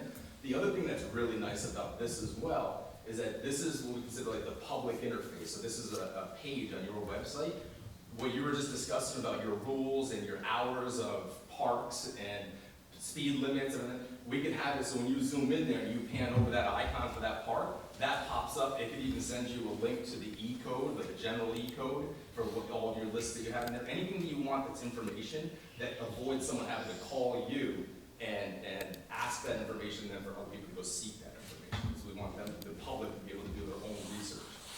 It gives them the ability to interact with you, feel that you're interacting with them, and that everything's got accountability, because everything's got a digital signature on this. As soon as you do it, you can't say, oh, well, I called Molly over there, and Molly called Joe, and Joe called this and that. It's all right there. So one thing I do want to mention is this can be as small or as big as we want it to be. Earlier in the year, I met with Joey Cavassini, and he brought me through Carnwath Farms to look at potential office space. Our lease is up at the end of the year. But while he was giving me the tour of the building, because I hadn't been in there, I did pass rooms that were filled with records and boxes. And that stuck with me because that is something in a future phase that we can incorporate records management into this, where we can scan in those documents, we can give them an identifier, and they could actually be searchable and pulled up. That would not be in phase 1, but it is absolutely something that we can discuss and work into future phases. And there's a grant loan for that. Yeah, I was gonna ask you how much grant money might be available for For something like record, this. yeah, for. And for digitized town, records. oh, and other aspects of this, I assume that there probably is some. There is, yeah. Okay. Yeah, I mean, we can do more research into that, Okay. as we go with this. So, yeah, like Patty said, it's one of those things that, because the business is in the town of Wappinger, we live in the village of Wappingers Falls. We started this before COVID came about, and then when COVID came about, it made even more sense to move in this direction, because when you have less people staff in the offices, when you have people that have their own concerns where they can't show up to work, having that interface with the public and also having that ability for all of you, whether you're on vacation, whether you are at home, would still have the ability to pull up all of this information from where you are. So yeah, so it's one of those things where, like, we'd be interested in giving more of a demo or talking to somebody. I don't know how you would want to do it, if it's something you want to pursue. You can reach back out to us and let us know if you want to workshop it in a casual forum, or if, like I know we had John that we met up with, but I mean, you kind of get the gist of what we're looking to do here. And I'm a boots in the sand guy. I'm an Army guy. I started in the ditches, and I'm not the type of guy that's like I always say to people, it's like, if you're gonna give us a tool, especially a software tool, it has to be something that people want to use, not something they feel they have to use. Right? If we're gonna build this, it's gonna be one of those things you'll be like, oh, give me my tablet, I need that. Not, oh my God, it's the end of the day, now I gotta go and put in another report, and this is a pain. You know, it's gotta be one of those things where it's simple enough, but easy enough to use, but it's a tool and it's not a hindrance. So, that's all we got. Thank you for your time. Good. We appreciate Thank you. it. Thank you. Thank you. Let us know if you have any questions. Thank you. Thanks, guys. So I do have a quick Yeah, couple questions for you. So, first of all, is any other towns in Dutchess County use your software at all? Not this software. This is the first step. So this is the pilot program. Patty can talk a little bit more about this. So right now, we've been developing this, so it is in the beta stage. But the interest that we had with working with the municipality was that the public sector is very different than the private sector. In the private sector, we call them up. We know the people who to talk to. We go over to National Grid or we go to Central Hudson. We sit down with their IT department. We show them what they got. They have a conversation and they write a PO and they're done. It's a lot different when it comes to this. It has to be built. We can go as far as we want to go with this, but we really need to work with the municipality to figure out where our efforts, like where's phase one, where's phase two, what is the necessity that you would actually use this at this level. So we could go out and start building stuff that you'll never use and make this as complex as it has to be. We might miss something that's the most obvious. So we're really looking for some kind of partnership with the local municipalities. So. What is the base cost for this? We are still working on pricing. It is going to be a tiered pricing system based on the number of residents so that it is affordable per every municipality, regardless of their size. We are anticipating it to be, I believe, somewhere between $30,000 and $50,000. We will firm up those numbers and we can get back to you. It's really more important to figure out exactly The scope. What you want, I get it. Right, yeah, that's the way I The discussed benefit it. with, there's gonna be a little bit of a give and take too for the first municipality. We have talked to other municipalities, we haven't pitched it to them such as this. We've sent them some documentation, they've expressed their interest, we've had conversations back and forth with them. Obviously with COVID, everyone's money is tight, everyone's regrouping and trying to figure out where they go with this. So, but what's nice about this relationship is that there's onboarding costs too. So it'd be stuff for all of like the training and all of the, like the little glitches that we'll run into and little software glitches that we need to fix would be one of those things that we would absorb for whatever the town is that we're working with to start with. And it's gonna be more so kind of customized to whoever the first town is. So there might be things that are more specific to you that aren't specific to other townships in general, that may not be a huge benefit for us to market it outside of the town, but because we'd be working in a partnership, kind of, treading the water with you guys from the start. And so really, as you said before, the information is only as good as the input that you get from the area. So assuming that everybody stays up with it, it sounds like it's a pretty good system. But to the extent that they don't, Shot, yeah, it's only as good as the info you put into it. Have you reached out to the county GIS people? We know them, I've spoken with them, so, one of the things that, we've had that conversation too with that, like how you implement all of that. There's security issues with that, so in order, like, if it was gonna go to more like a shared services type of thing, and I know you've got like, the tri-municipal water or whatever you guys are moving into, like talking about having discussions with all the municipalities. So when you're overlapping that information, all of that has to have different protocols and who has permissions and where they store that information, the cyber. One of the things is that's great about us is because of the level of the clients that we already work with, like our cybersecurity protocols, our insurance, all of that stuff is like, what is, like, didn't you say there was like a 3-month audit that you had to do just in the last, like? Well, we've gone through security, Con Edison to get our 5-year contract. It was 8 months for us to go from start to finish, and we're compliant for them. So, Public Service Commission has critical infrastructure regulations stuff. Exactly. Yeah, The yeah. information that we're providing for them is actually mostly for regulatory purposes, stray voltage, loss of electricity, like they're looking for all different areas where there's safety concerns and where they can make the network more efficient. So a lot of it is all going directly to New York State Power Authority. So. Okay. And we're here in Wappinger too, so. Yep. Any more questions? Good. Thank you. Thank you. very much. Appreciate it. We'll get back to you. Thank you very much. Appreciate it. Thank Cut you. my night short, I'm sorry you have to stay here. Do good work. Thanks. Jim, you want to talk about the Dutchess County exemptions agreement? So that's just an agreement for 239M referral. It's pretty straightforward. It's been an agreement in the past. I guess they did it on a pilot basis. This agreement is out to, this agreement that is currently on the agenda for this evening starts on the first of the year, and then it would go for the next 5 years unless either of the parties want to withdraw from it. So it's, for a board that's not aware, anybody on the planning board knows that subdivision, site plan approval have to go to the Dutchess County Planning Department if it's within 500 feet of the municipal boundary or town or county road, so. So we have a resolution later on that. So this, basically small residential subdivisions and, minor changes don't have to get reviewed by county planning, that's all. Okay, thanks. Next section will be our budget discussions. And the first item is water and sewer districts and improvement areas. This is what we've gone through every year. Frederick, do you want to introduce that? It's pretty standard, what we've Yeah, had before. the water and sewer districts are pretty standard. We get the budget from our water and sewer operator, Chemo Pollution. They do the numbers, O&M. We just put them together and we come up with the rates based on benefit units or water consumption. So we barely add anything else onto their numbers.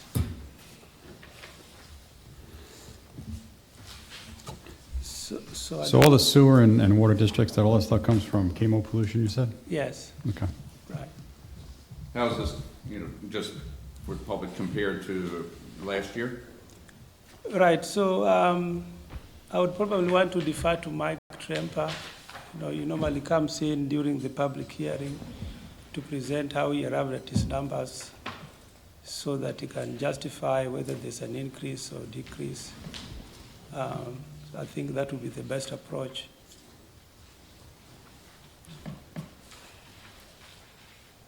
But number-wise, what's, if you look at the straight line, what is the difference year over year? If we look at, let's start with page number, I have this summary here. Okay. So let's look at page number 18 of the summary. This is Fleetwood Sewer District. Looking at the tentative on page 18,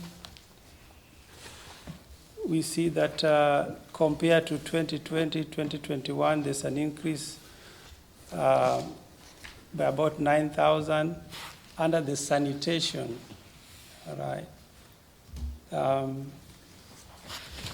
And then if you look at page number 19, that's basically the only increase for 2021. So what we'd do then is to just to make sure that we revise the rates to generate the revenue that we need for this water sewer district. If you look at page number 20, Watch Hill Sewer District, there's barely any increase there in terms of the O&M charges. 2020, 20,742. The tentative is about the same. Page number 21, Wappinger Sewer Improvement Area number 1, about the same.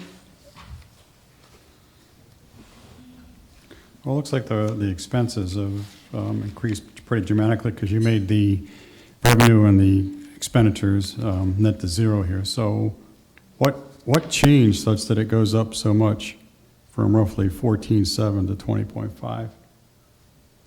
Also, this was a sewer plant, and these are actually the taxes that we have to pay each year. So if you look at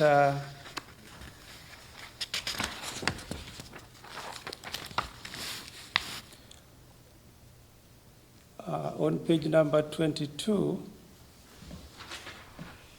we have the transfers to the other funds there. Because you've been pretty much steady state at 14,600 for 19 and the budget for 20. Yeah, because of the debt. This is just debt, right? This is- Yeah, debt. There's a couple of, so the Watch Hill is operating, Fleetwood is operating, United Wappinger Sewer District is operating.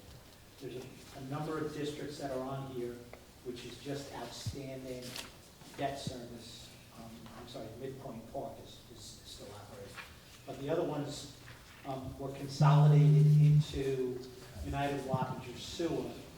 And the debt service that was outstanding in those, so Wappinger Sewer Improvement Area 1 is just debt service. Okay. Phase 3A, right, is debt service. Wappinger Sewer Transmission Treatment Phase 3A, Yeah. that's just debt service. They're not operating districts, they're just, and again, because of the nature, United Wappinger Sewer District is a bigger entity. But the smaller entities that had incurred this debt service previously still have to pay that debt service off. Now, what about Midpoint then? Midpoint's different, right? Midpoint, it stands on its own. Correct. And so there's a significant increase in the sewage treatment and disposal, $7,000 more, so you had to adjust the rates accordingly. Right. What is that for? As I recall, it's for the additional state requirements for treating, the effluent outflow. I've gotten more strict, and as you know, we're on violation notice for that. And then, there's a removal Yeah. function, so what happens is the sludge has to be, taken out of the plant and disposed of. So that's typically, the sludge handling. And, that's the thing, usually that gets sent to a landfill. And one of the issues is DEC, it's kind of the same reason why the recycle center costs continually increase at some of the higher rates than everything else. DEC keeps making the landfill regulations a lot more Yeah. expensive. I know, in talking to Royal Carting a year or two ago, what had happened was that they used to use construction debris as landfill cover, because every night the landfill has to be covered. And then every morning they uncover it, make more deposits, it's gotta be covered at the end. And what had happened was DEC had imposed a requirement that they couldn't use construction and demolition debris.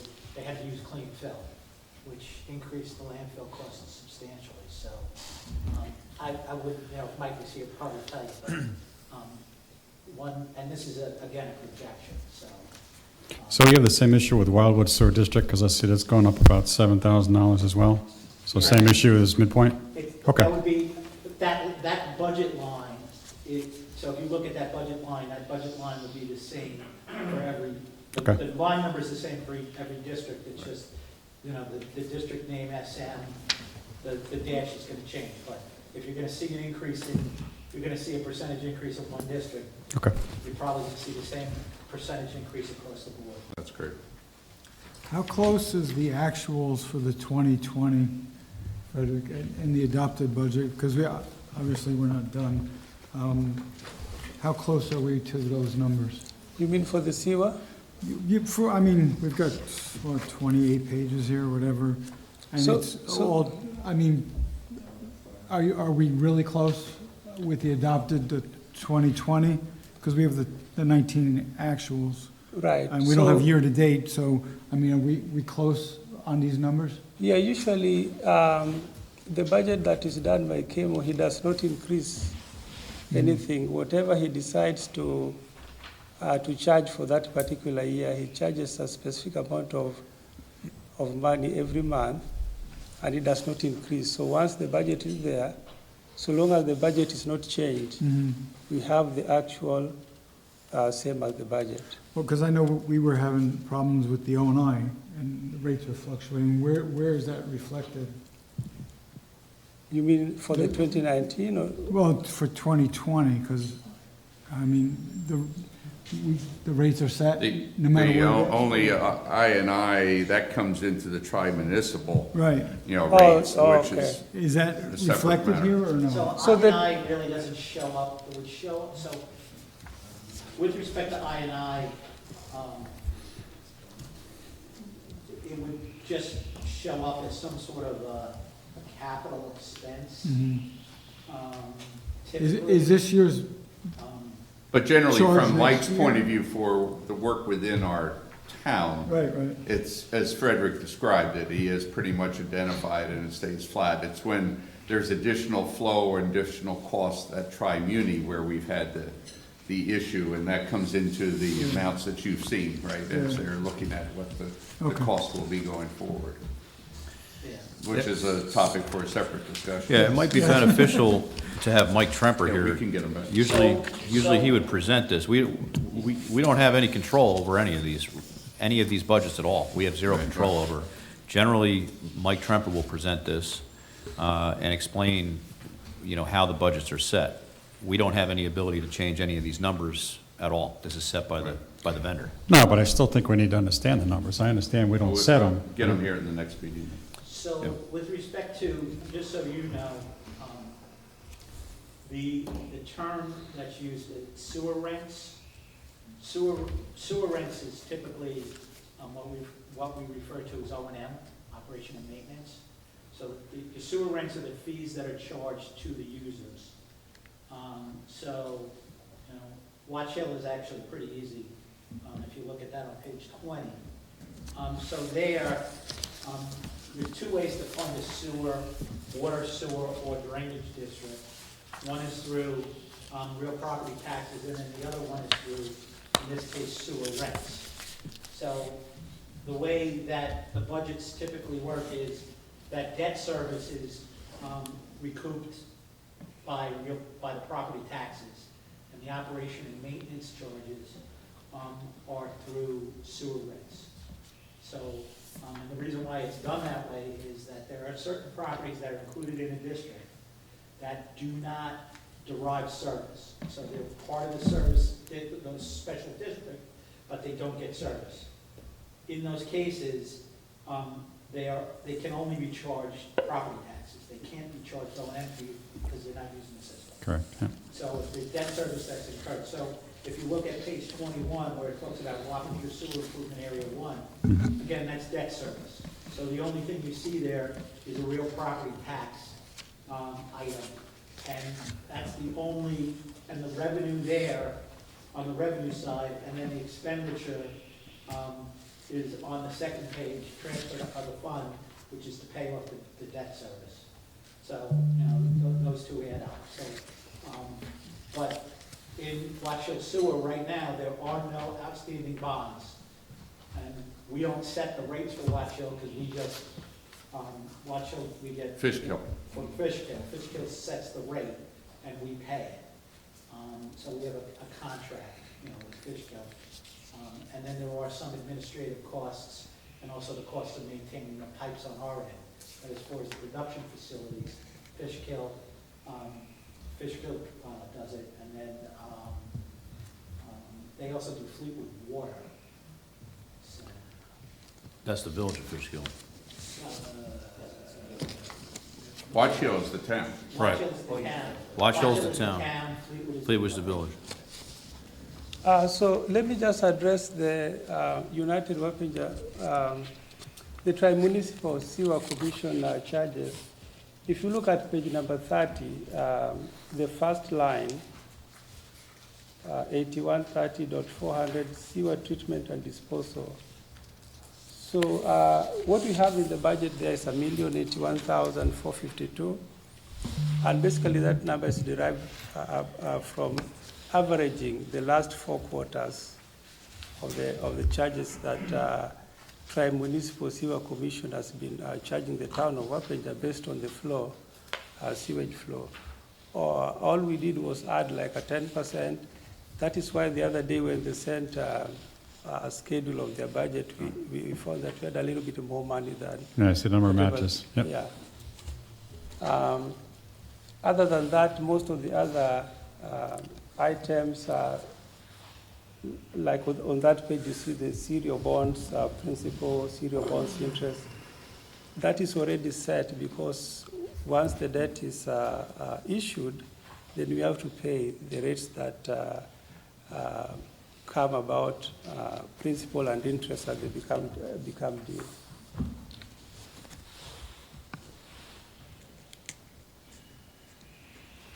And this is just bonds we have out there today, because we have some, potentially we're gonna have to do down the road, right, for Tri-Muni, some big bonds. So that doesn't include that, correct? That is not included Okay. here. This is only for the bonds that have already been. Or only for stuff we know of today? Okay. And the tentative budget amount for sewage treatment and disposal does not include those capital expenses. Yeah, that was my question, because there's a lot of money. I mean, the other issue too, with debt service is typically the debt service doesn't kick in until a year after the bond is issued.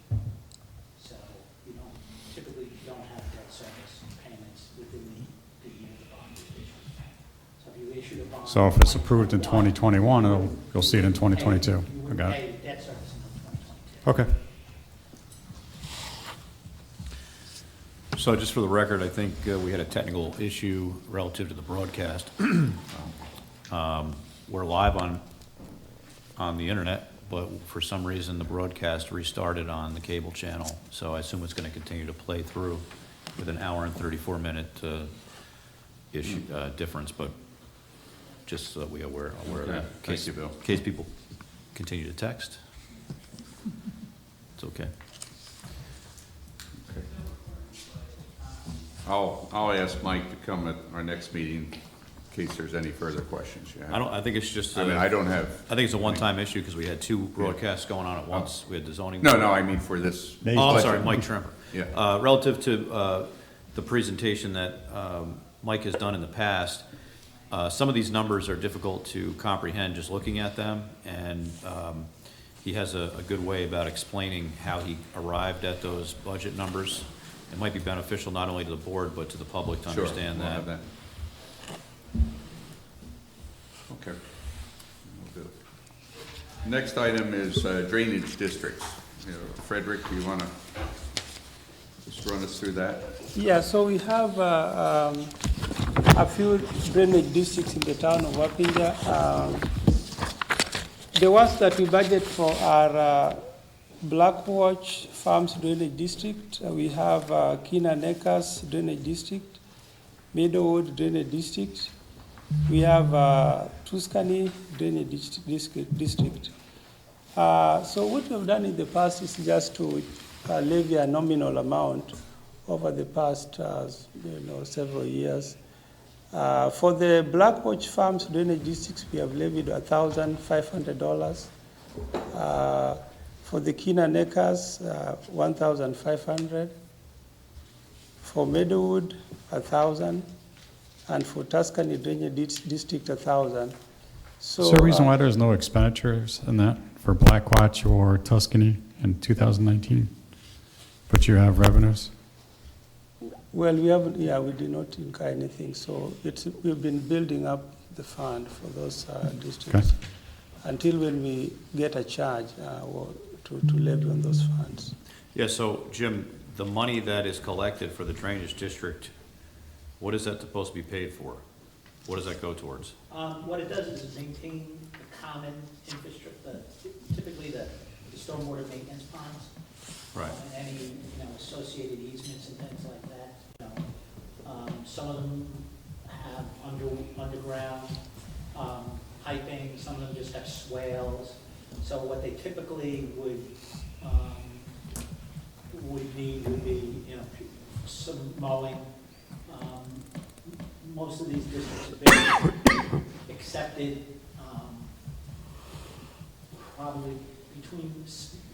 probably the oldest is, I think Tuscady's the first, or Tuscany or Blackwatch was the first ones that we've accepted. So now they're caught up more into a mature phase. When they were first dedicated to the town, they had a 2-year maintenance bond. Where the developer was required to maintain them for 2 years. And then after that, the district would take over maintenance. I don't know, Mike, have you guys been taking care of these ponds, or? Yeah, we haven't done it yet this year, but we have been. So one of the things is that can be, Build back. you back charge the costs. So if, Mike's guys are going out and maintaining it, they can use, whatever labor, labor and time, and, theoretically a percentage of equipment, they could back charge against the districts, for the maintenance costs. We also have, Walter Artis, who's our stormwater consultant, and we're required to do an annual, report to, New York State DEC, because they're part of our MS4 system. So, we have to chart the maintenance of those facilities. So And it's by a unit, right? it's by unit. Typically, each house gets one benefit. We call it one benefit. I think it shows up on the assessment roll as 100.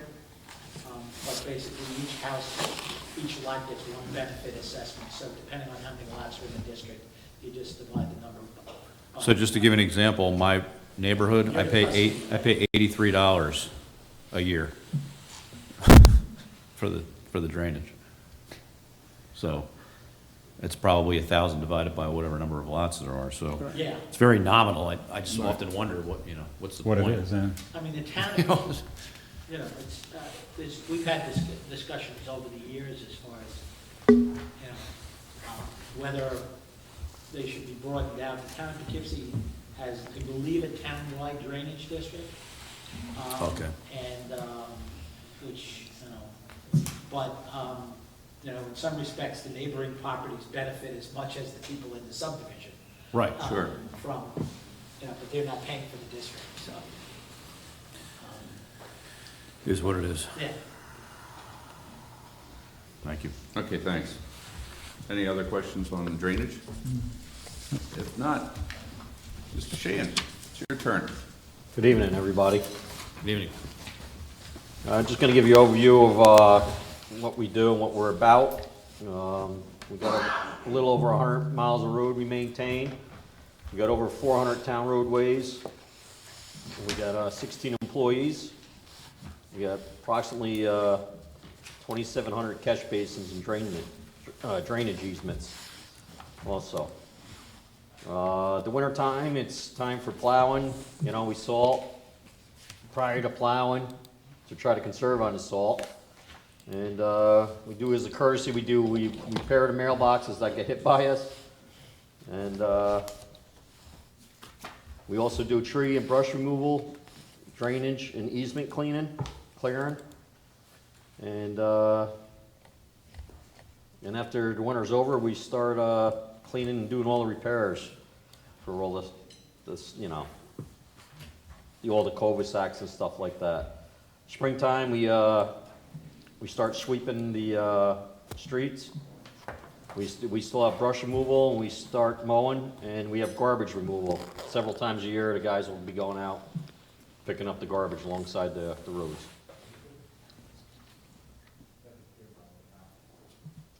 The summertime, we start paving roads. We got to pave a little over 5 miles this year. Prior to paving roads, all infrastructure, inspection, repair, upgrading of the basins, the pipes, as, you know, we repair them as necessary.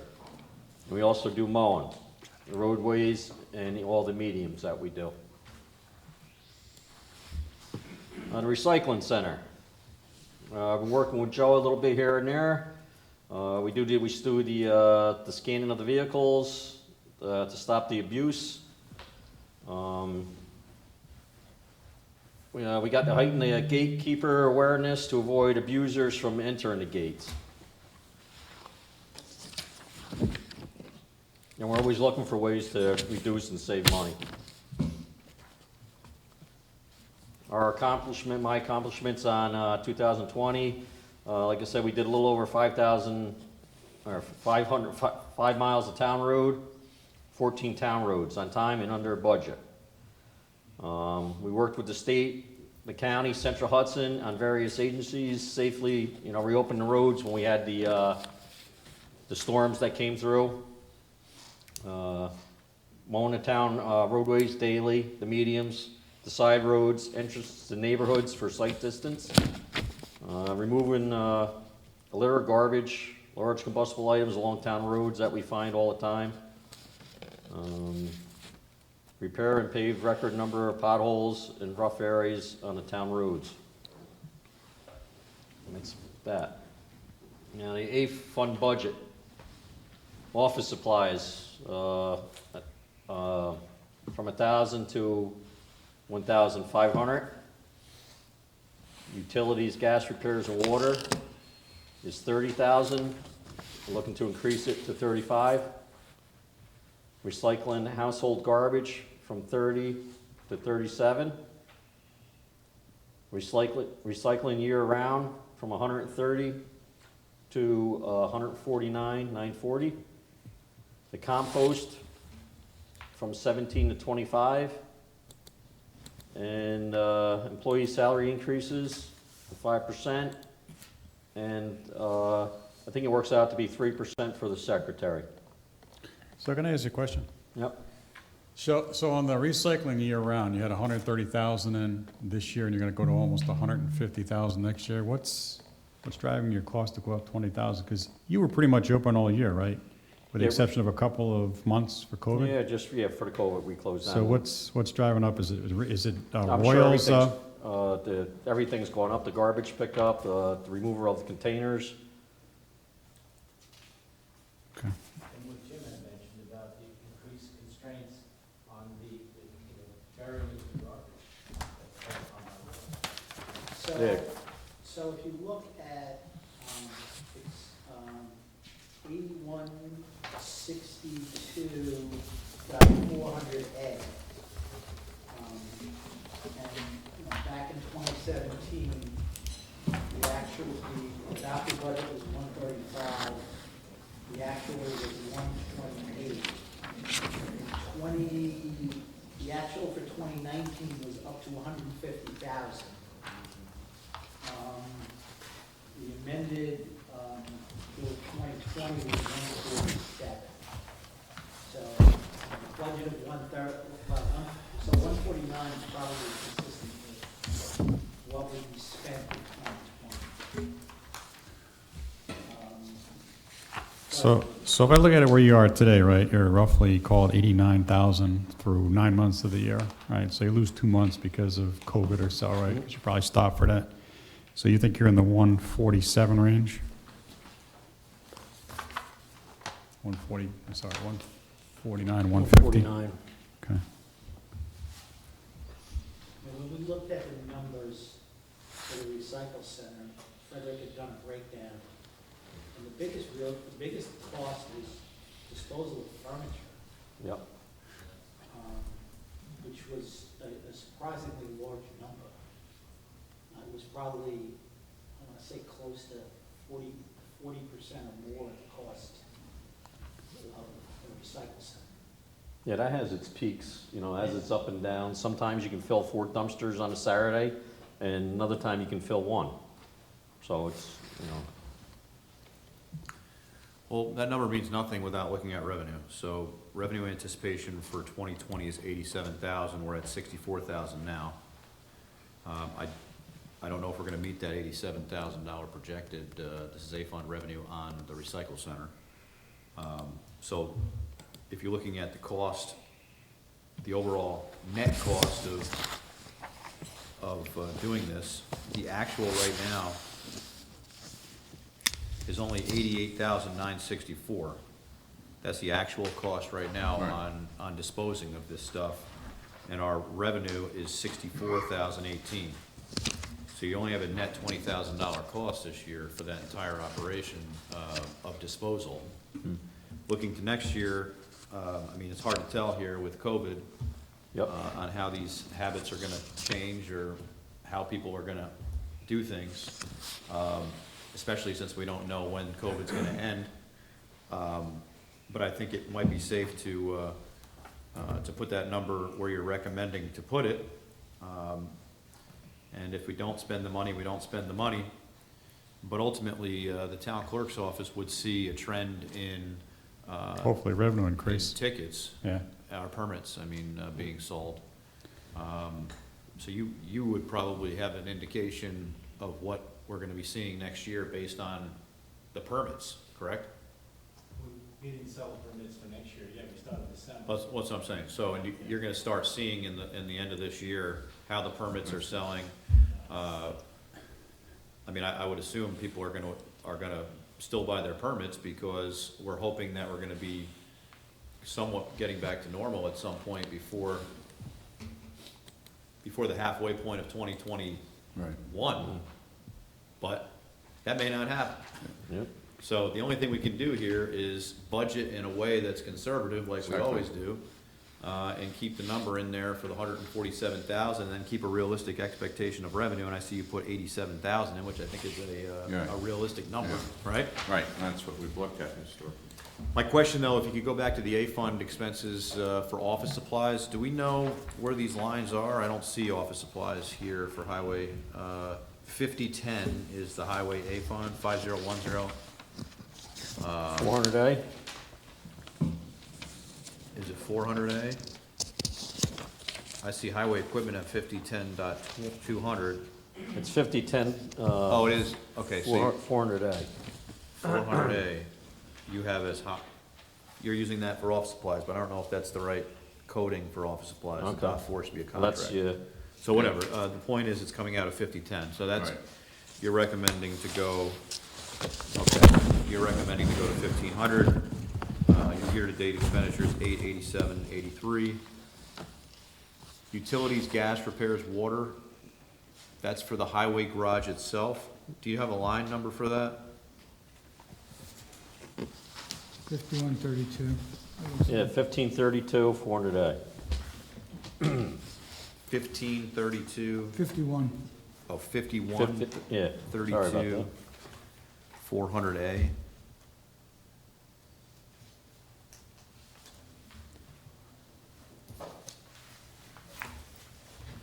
So I have two lines. I have a repair line at 401. Okay, so it's dot four, you combine both.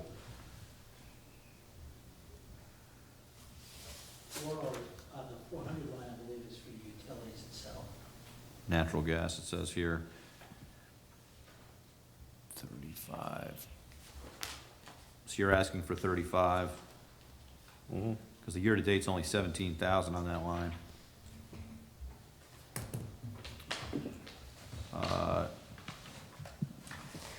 The repair line, 25,301 is the actual, but you're asking for 100,000, it says here. I'm not seeing that up on the screen, though. I see department request of 100,000 for 5132.401A. Unless that's not correct. Well, that line, Mike doesn't really have control over it.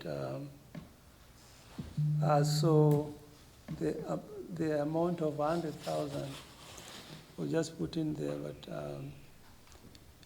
it was based on the fact that a couple of years ago we had budgeted that amount to cater for repairs that were going to be done in the highway garage. So the real number for this year is the 30,000, which was the tentative. So we realized it was not going to be possible to actually have that 100,000 fit within the budget for this year. Okay. Yeah, so, All right, I'm fine with those two numbers right. that are so, tentatively listed. right, so the tentative is 30,000. Yep. Yep. The recycle household garbage is purely a contract, right? That's just the garbage disposal, garbage disposal that people pay garbage tickets for, is that correct? Yes. Yep. So, do you have a line number for that by any chance? Oh, I see. Household It's garbage. 8160.4. Yep. So the actual is 24,692. Do you have a separate revenue line for that, Joe, for garbage tickets? Or is that under permits? I can get you that from my database, but can you record that? The revenue line is 2130 on page 1 of the detailed as But is it conflated with the annual permit? Yes, everything there is, Right, yes. yeah, it's combined. Yeah, just shoot me an email on that. I mean, just curious to know what the ratio is, garbage versus refuse, that's all. When I do my presentation, I'll have the summary of revenues and his expenses, my revenues, his expenses. Okay. And the actual numbers, we did keep the garbage open throughout all. of Yes. COVID. You know, that we did not shut down. You know, No. That continued, and Joe was collecting the revenues for that. Which I think was the right decision that we did here, that you all did. Compost is, where is that listed at? It's 8162. 401. 401, that's a machine rental? Yeah. That's what grinds up all the wood, the leaves and everything like that. We do it once a year. And Rancourt was very good with us this year. They kept the Rancourt price the does it? same because we've been doing business with them for so long. Does that include an operator? Yes. Yes. Yep. An operator and 2 big machines. And salary increases, okay, that's a fund salary, okay, thank you. Okay, the DB, clothing allowance, looking from 10,925 to 12.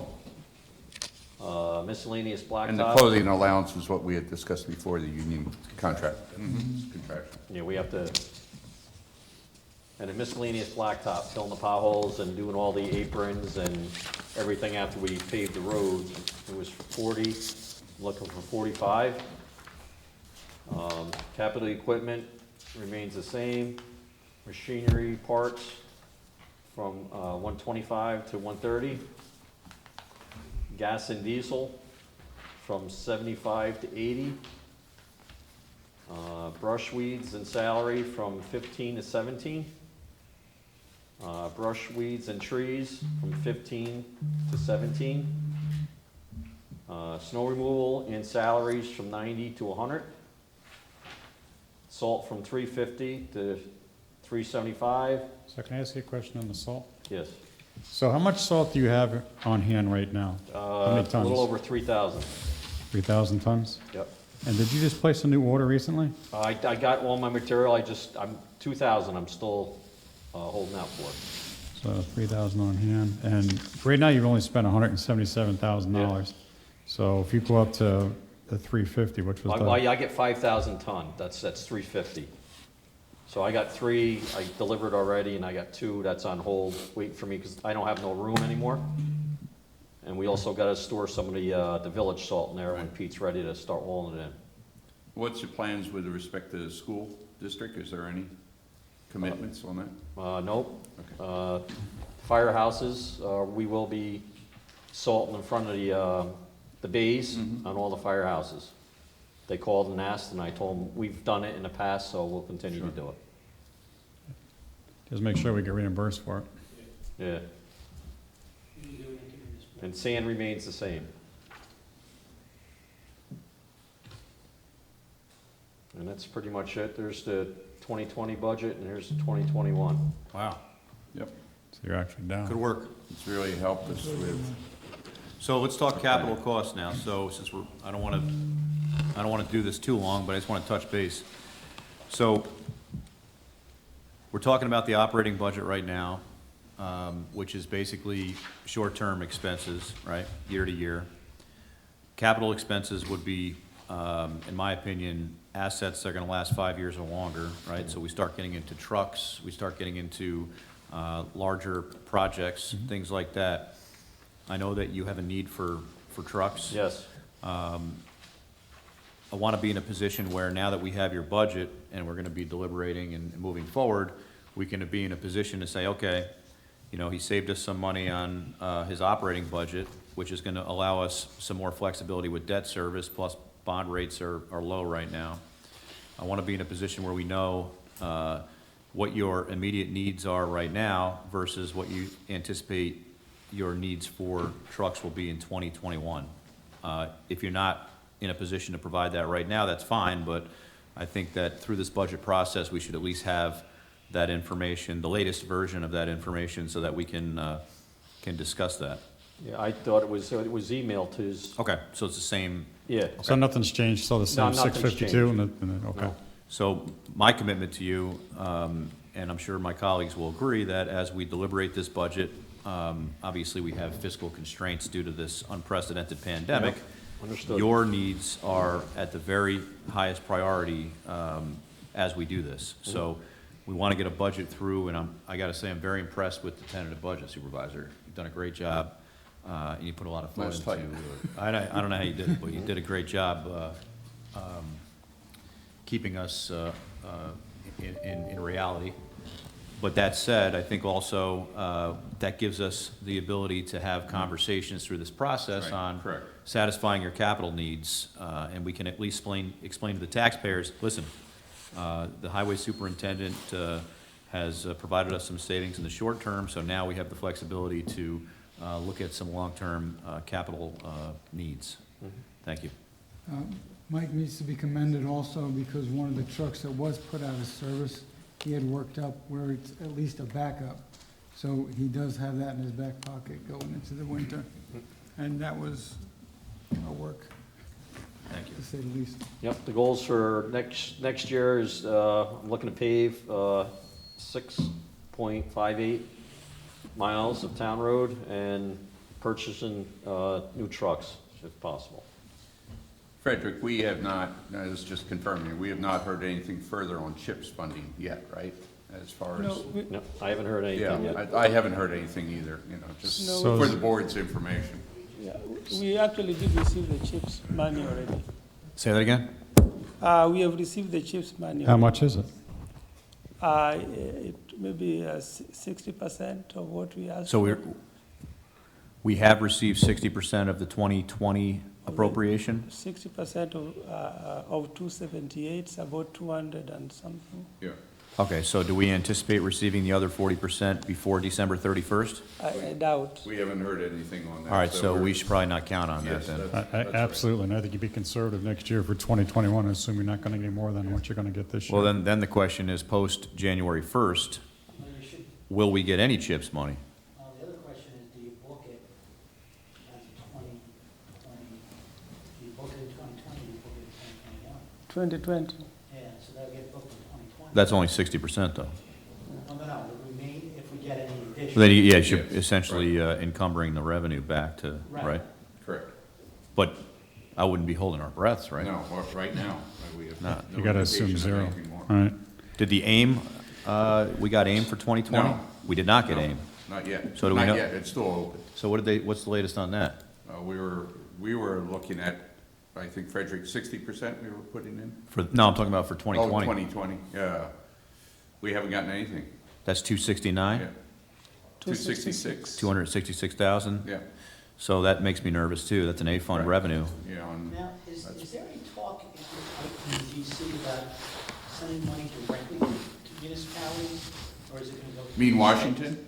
Yeah. Yeah, it would be direct, well, that's what the Democrat Party has proposed. It would Right, be it's direct funding to- it's stalled right It's now stalled. because the only municipalities that received FEMA CARES funding were 500,000 or more Yeah. up until now. So Dutchess County at 300,000 Didn't population qualify. did not receive that funding. So that's what the county executive is fighting for, to get us that assistance. But as we know, what are we, 21 days out to an Yeah. election, and everything else that's In going the on? HEROES Act, that was the additional funding for capital to municipalities. That's still way up in the air with respect to the congressional.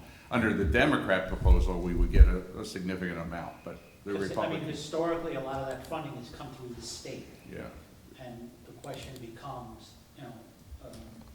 back, I want to say, Right. in the 90s, there was federal aid directly to local governments, which cut out, the county or the state. Where we have a community, block grant program and things like that. I think the way it's written, the legislation that went through the Democratic caucus and the Congress, House of Representatives approval would be a direct, grant. It wouldn't be going through state or county so that there would be the cutback or chargeback. Right. That's what happens. The federal money Right. goes through the state takes 16%, then Yeah. it gets down, Yeah. Yeah, by the time you get it, it's washed Right, down. so, again, that's one of the major topics in DC right now, the Democratic plan. So we have not built any of that into this Good. budget. Well, smart. unfortunately for 2021, we need AIM revenue and we Yeah. need CHIPS revenue, That's right. so. So, Mike, anything else that you might need? Because this is really a fiscally, good plan here you put together. So other than trucks, roads, anything else that you're looking for from a capital perspective? Pretty good. Good. So separately, I think the town board, if he's looking at doing 6.58 miles, we're gonna have to find the funding to be able to finance that, right? I think if you had to choose between doing more than 5 miles and getting trucks, trucks would be the Yes. priority. Yes. Okay, that's good to know, thank you.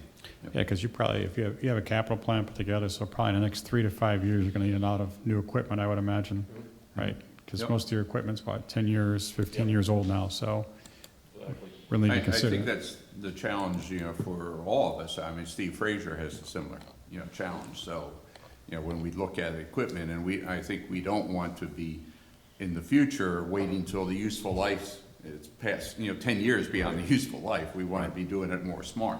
There should be a capital plan with Right. depreciation built in, but Exactly. again, it's very challenging to do that when you could potentially have a different town board every other year. That's right. So the one good thing though, Frederick, don't we have a lot of debt coming off in the next couple of years, 2021, Not 2022? Next year.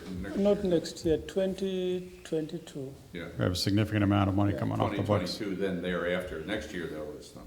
That could be perfect timing, because a lot of times these fiscal issues affect municipalities a year after the private sector, so that could be a good, good to have that debt service come off in 2022. That's pretty big, about 600,000, it's a big number, I know that. Yeah, it is. It's a good number. Well, that'll be good news. Okay, Mike, anything else? That it? No, that's good. Thank you very much. Thanks, Mike. Thanks for Thank you, your everybody, and have a great service night. to the town. Yep. It's been outstanding. Yeah, we do Thank appreciate you. it, thank you. Mike, you don't have any issues if we have questions about your numbers and your methodology, if we give you a call during the day, and Give me a call anytime you want. thank you. Okay. Thank you. Thank you. Take care. Good night. Thank you, Mike. Steve, your turn. Thank you. I don't have a fancy presentation, It's fine. but. What, no PowerPoint? Come on. Yeah. I can go down my list here and point out the increases if that's where the focus should be. There's an increase in payroll, which reflects a change from a 35-hour work week to a 40-hour work week, plus a 2% increase over the past year's salary rate. That would be subject to change based on the contract agreement that's still in negotiations. Correct. I put down on line .198 contingency payroll. I put down a total, 5% of the total payroll to cover storms and unforeseen projects that we're called in on, that would cover those. My work week has remained at 35 hours and just has a 2% increase on that. You start at 7110, right? That's your line item? Yes, 7110 are all mine. Okay. So, There's a line here, 7110, 118A. It says, maintenance person. We don't have anybody for that? That spot filled, or? Yeah, that's a placeholder. Do you need more people? I mean, Well, we could definitely use more people, but, you know, I put this together with the, you know, constraints in mind that we've been talking about all year. I could use another skilled maintenance mechanic. So, you know, that way we could have 2 projects going on at the same time. Because he basically would be a job leader. because we know we have a lot on your plate there, Right.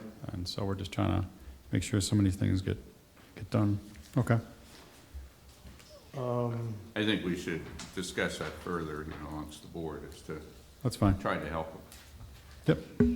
If we drop down to .212, Parks equipment, this past year was 25,000. I bumped that up to 105, and that would cover the cost of a snowplow pickup that needs to be replaced, a 2003. Currently has 120,000 miles on it and has pretty good rust condition. And at this point, it won't take much in repairs to exceed the value of the vehicle. Did you get your new vehicle in yet, the one we ordered probably 6 months ago? Well, we weren't able to order it. It's had to get bumped up to the 2021 year. But I'm in contact with the dealership, and they are holding that price for us. So you're going to make sure you encumber the funds this year? It's already done. Okay, good. Why is that, because of COVID? Yeah, combination of things. COVID's, I had talked about that cutoff date that was earlier in the year, and we missed it. Okay. So, you know, we'll end up getting a 2021 vehicle instead of 2020 at the same price. And you, I guess you're going to sell those vehicles, get a little bit of money back to offset some of the cost. Right. What's the total cost? I forget again. Do you remember? Excuse me? What's the total cost of the new truck? Do you remember? It's like 65. 60-something. I believe it was in the area of 68, but I don't Okay. want you to hold me to Okay. it. I know it was under 70. Got it. Thank you. But, you know, that's this past year's budget. That is already taken care of. So where was that funded? How's that funded? Which one are we talking about? The vehicle? Was that, That's been We, postponed. You had I took the equipment line yeah. from surplus sales and combined that, and then you chipped in the rest of it. That was a previous thing then, okay. Right. Right. Yeah, we that's chipped- all taken care I of. think we Okay. chipped in 30 or 40K for that. He had the balance. So we wouldn't be able to pay for it until we received it, so Right. Frederick, would it make sense to, that would be an encumbering, wouldn't it? If it's a resolution to purchase in 2020? Yeah, I remember the town board approved part of the money to come out of the B fund. Oh, it's B, okay, Yeah, so it doesn't matter so anymore. that was encumbered. Okay, okay. All right. Yeah, so I mean, was a PO issued? No, just I encumbered it in the books based on the Yeah. resolution. I mean, so at the time the purchase order is So out, it should be encumbered, right, Frederick? Yeah, so once you you issue the PO, you can But you're encumber it. saying you can't put the purchase order out. Yeah, I wasn't able to order it because they are not accepting the 2021 orders yet. Well, if any of the funding for that vehicle is coming out of the 2020 budget, that should be encumbered. If it's just fund balance, then it doesn't matter. Well, Right. right now, I made an accounting encumbrance based on the resolution that. Okay. Okay, good. That's So it's fine. covered. Good, thank you. It's not gonna impact the 2021 budget. No. Right, no, not at all, not at all. So you went on a Do run. you anticipate ordering it before December 31? You should. Yeah, it should be any time now. He told me Ford Corporate is kind of in chaos because of COVID, that none of them are in their offices. Well, as long as the transaction occurs before December 31st, Right. that's gonna be cleaner. Right, oh, sure. Yeah. But it should be ordered, and I should have a VIN number and all that beforehand. Okay, good. I had a question. The employees that would go from 35 hours to 40 hours, what was the thought process behind increasing their hours? Just for additional productivity? Right, we're able to get a lot more done by doing that, and that was something that they had requested as well. There was also one other issue relating to recycle yard and perhaps other Saturday work, is that if they didn't do that, then when it came to Saturday, they would not be getting overtime, whereas highway, was. And so they felt that there was some unfairness in not wanting to necessarily work at the recycle yard. So part of it was related to that. The other part was what Steve said. So they were just getting straight hours. Yeah, straight Right. hours. I mean, if we can show an increase in productivity, assuming that the union contract goes through allowing this to occur, I don't see any Right. issue with it. It does, it's, obviously there's a net cost to the town Yeah. for doing this. We just have to make The sure. other issue is you've got, they're traveling to various locations. It's not like people are in town hall or basically in one spot, so. Right. You've got travel time built in there, so. Okay, Yeah. that's a good way to look at it. We were talking about 212, the pickup truck that needs to be replaced, and I've been working with Councilman Phillips on a man lift. We rent one every year to do the Christmas decorations, and we would have it available then to us to do tree work or anything else that comes up, and it's something that we could share with Highway Department as well. We're looking at a used 65-foot unit, and that was included in that 105? that amount there, yeah. And then that would leave me 15 to work with the rest of the year. We have the tractor and the excavator now that both can receive attachments, and I try to find something that will increase our productivity in that respect, and that would cover those costs. All right, we'll look at it. What about equipment maintenance, Steve? I don't see, Well, that's coming up yet. okay. Next change is down at Robinson Lane, .401. I increased that from 3,000 to 7,000. I'd like to resurface the floors in the restrooms there. It's painted concrete, the paint has worn off, the concrete's somewhat worn. I'd like to do that vinyl chip floor in there at a cost of just under $4,000 in those restrooms. And that'd be a good place for you folks to see how it works then, if we could do that here in the future. Next line, where there's an increase, is at Carnwath, .406. I increased that from 10 to 15. In previous years, I've had 25 down there. We've been running at a deficit there pretty much all year. And that park has the most number of buildings. They're old buildings, they're large buildings. It's the biggest exposure I have for maintaining assets is in that park. .407 is alarms. I've kind of turned that into a security line where it covers the alarms and the camera systems and anything else associated with security. I bumped that up from 4,500 to 5,000.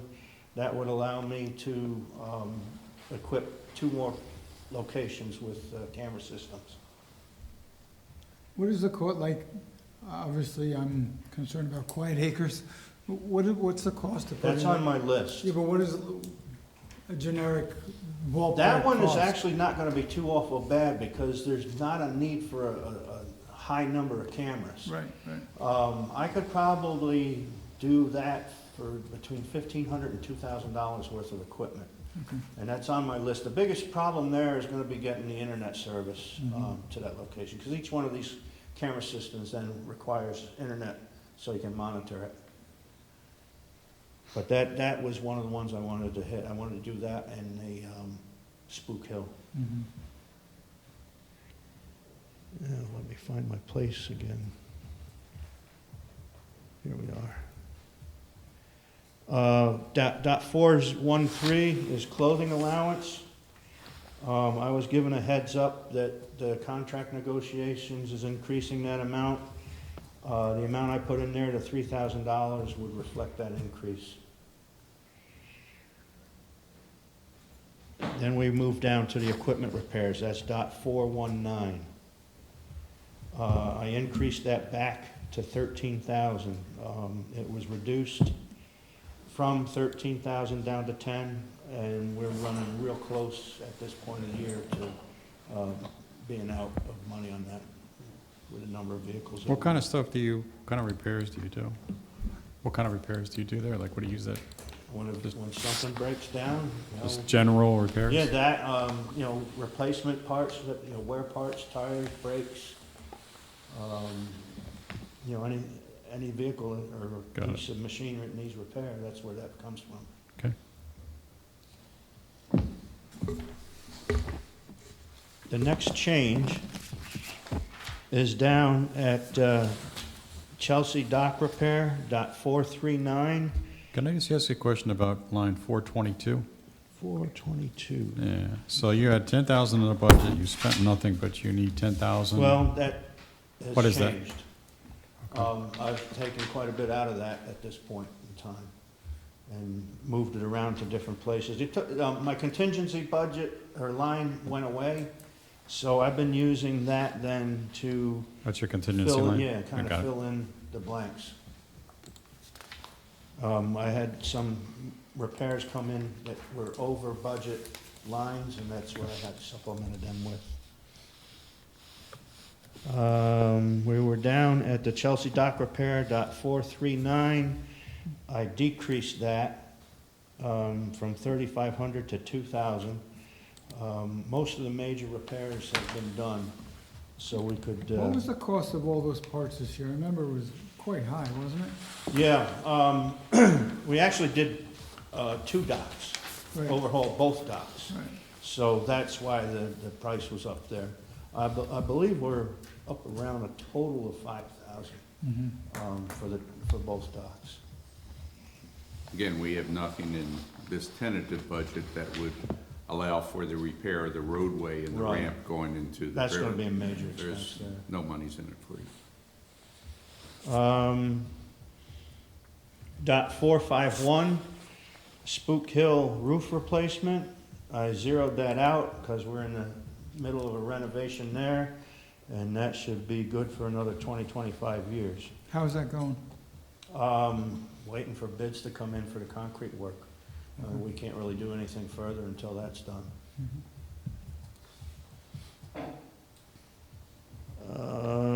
.453 Fowler House, South Fowler House. I bumped that up from 500 to 1,000. There's been a higher interest in using the not tennis court, but basketball court there. And that would allow me to have it seal coated and striped, you know, as it wears out. Is that where we just approved the $1,500 last time for the backboard? Yeah, where do we stand with that back? Right, I had to wait for a credit card cycle to go through, and I'll have it ordered then and installed here by probably the end of the month. Bill said he's gonna be the first one out there playing on the court. Yeah, actually, was down, some of the neighbors came out and spoke with me while I was down there assessing it, and they're pleased that we're getting that done for them. Good. Thank you. Bleacher repairs, that is $455. I bumped that up from 1,500 to 5,000. What I want to do is replace the wooden benches with aluminum tread pieces. We can utilize the same frames. It's going to involve some labor, but that should put a pretty good dent in the cost of doing that. And I haven't used that 1,500 yet, but I'm going to burn that up for some of that aluminum pieces to get some done this year. And those are the changes. What about 458 Challenger Field? I know we got 0 in there, but we had, for expense, but we had a $5,000 budget, I assume because no activity there, et cetera. We didn't do anything. Yeah, we're still working on the plan for the restroom. The, excuse me, the cost of the prefab building has increased dramatically from the time we started talking about this to current. We aren't sure why that happened, but it's almost a 25% increase in cost. How much? I know when my kids were playing baseball, when there was a dugout in need of rebuilding or repair, the league came in and did it. You know, we got the block donated. Half the guys came in, we knocked it down and put it back up. Is that still the case? And I only ask, because Challenger Field has, that's basically, the kids are sitting in a lightning rod. That dugout is all steel. It Yeah, makes It's all really, metal. makes no sense. And if they had to ever get out of there quickly, they're not To gonna be able get to. them out of there it's a half an hour project. And I'm just wondering, is that still the case down at the fields? Or is this something we have to The look into? dugouts haven't changed. Well, that dugout is all steel. All the other dugouts are block. If you're sitting in an all-steel dugout with the lightning strikes at Robinson, you know, if you've been there, you were there for how many years? You've been out there. That's not safe for the kids there. It's just not. I'm sure it was built following standards. I mean, it's got to be grounded, Well, I'm sure. Maxwell's law. I mean, Electricity travels on the outside of the conductor. Go out there and be out there where the lightning strike, and I think you would change your mind.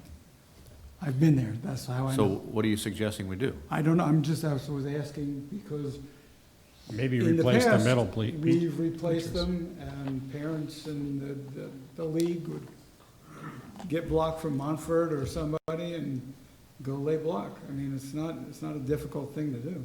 Right, but that's a brand-new dugout. It's also, Well, but it's not enclosed today. What it has is it's got a metal roof and it's got metal benches to sit on. So I think you're talking about the metal benches specifically, because God forbid you get lightning to hit that. So I think we're talking about is either one block or number two, maybe you put a different kind of, bleacher or something I'm else just out, a wooden wondering- one, I don't know. what's typically going on now? If they have to replace a dugout, who does it? It hasn't come up. Okay. You know, I'd approach you and the engineers and determine what we're gonna do. Yeah. That dugout was engineered, and Right. everything That was whole field designed. was engineered. The whole thing wasn't put together by parents. That entire All right. entire No, I field understand and that. all the amenities were designed by CPL, and Go out there in a lightning strike, which happens all the time, as you know, and you run for your life. So, I mean, it's not a safe place to be.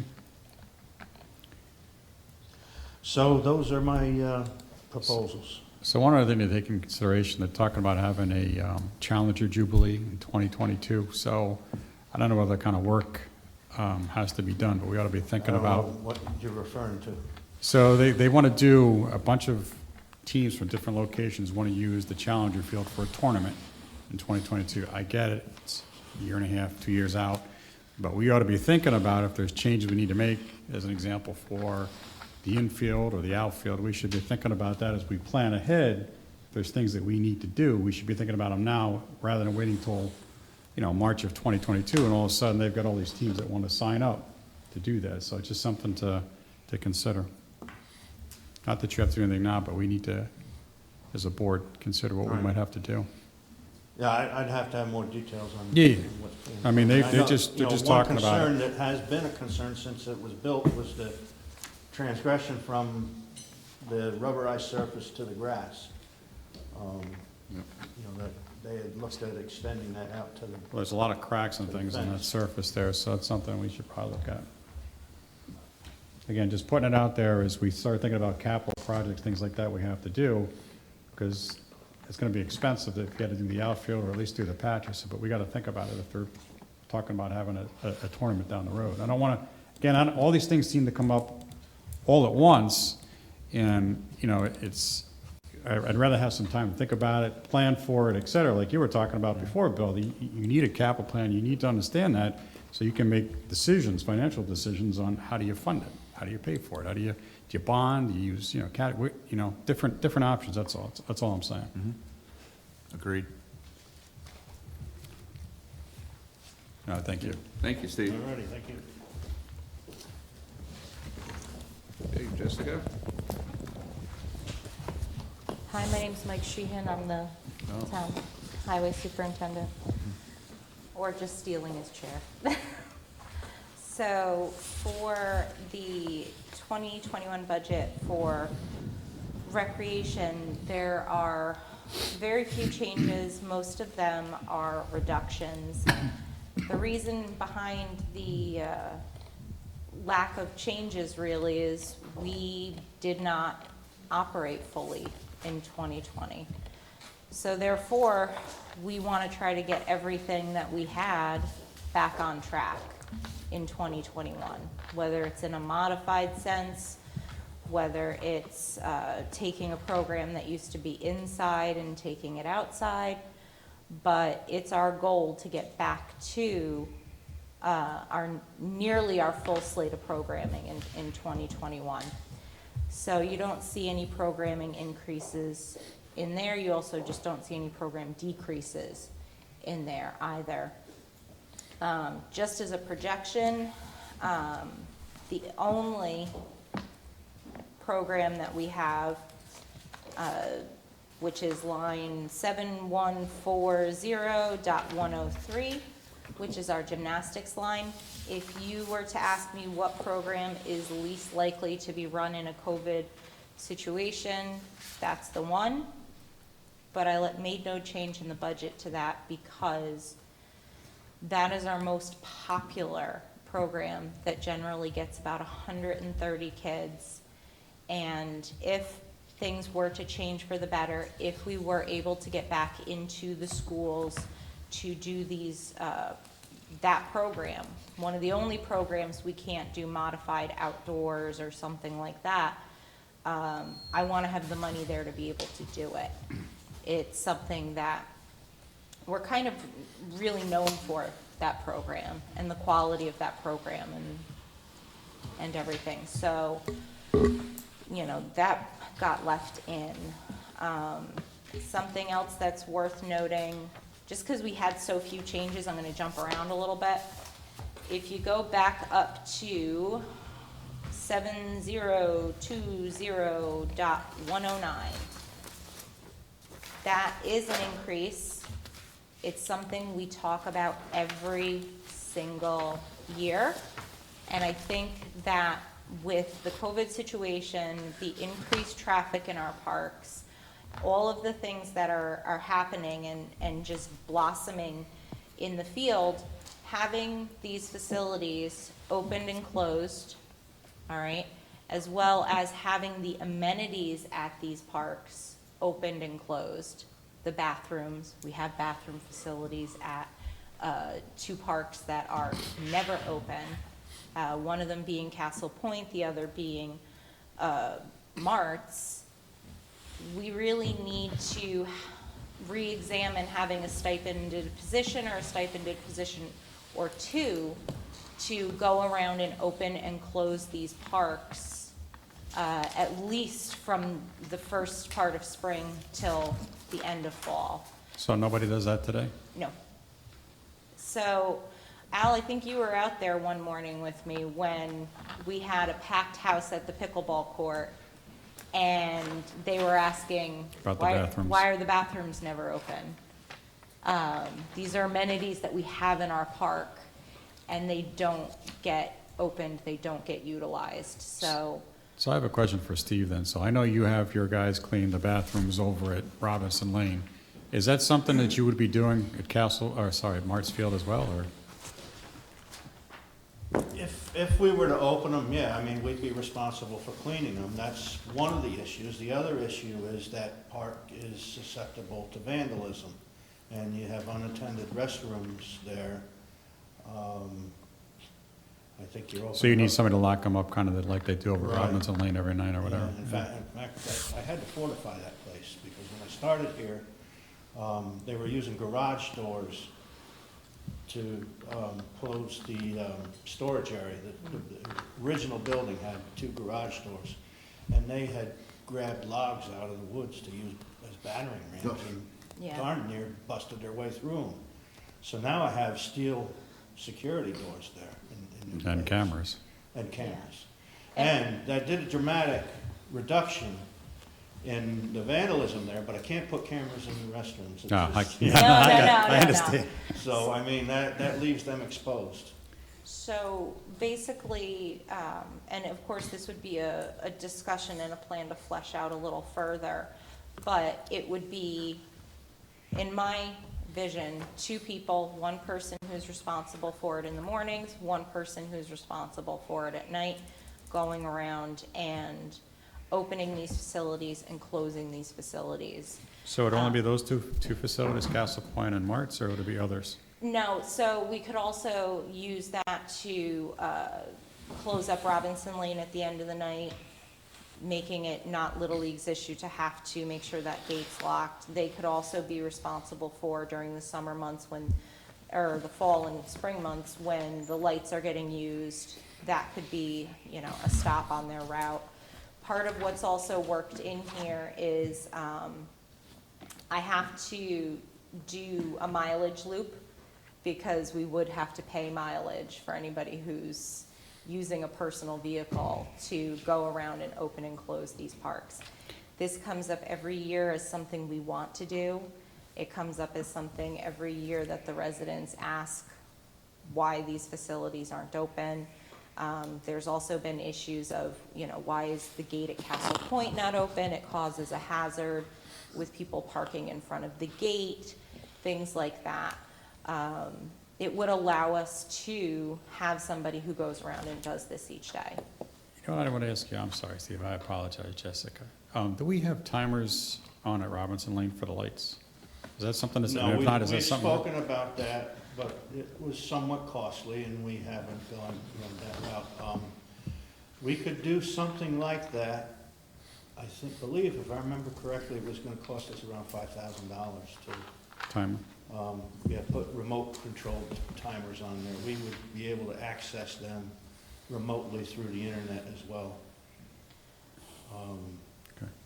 But, you know, we don't have internet service out there, and That's that's the one of the problem. issues, yeah. Right. And it also runs into, we can shut the lights off automatically, but who's gonna lock the gate? That's the other part of it. So, There are automated systems I've spoken with people that do this, and we could come up with an automated system to control the gates as well. They would automatically open at a set time and then close at a set time, and there would be sensors on the inside that if someone had gotten locked in and approached the gate with a vehicle, the gate would open and let them out.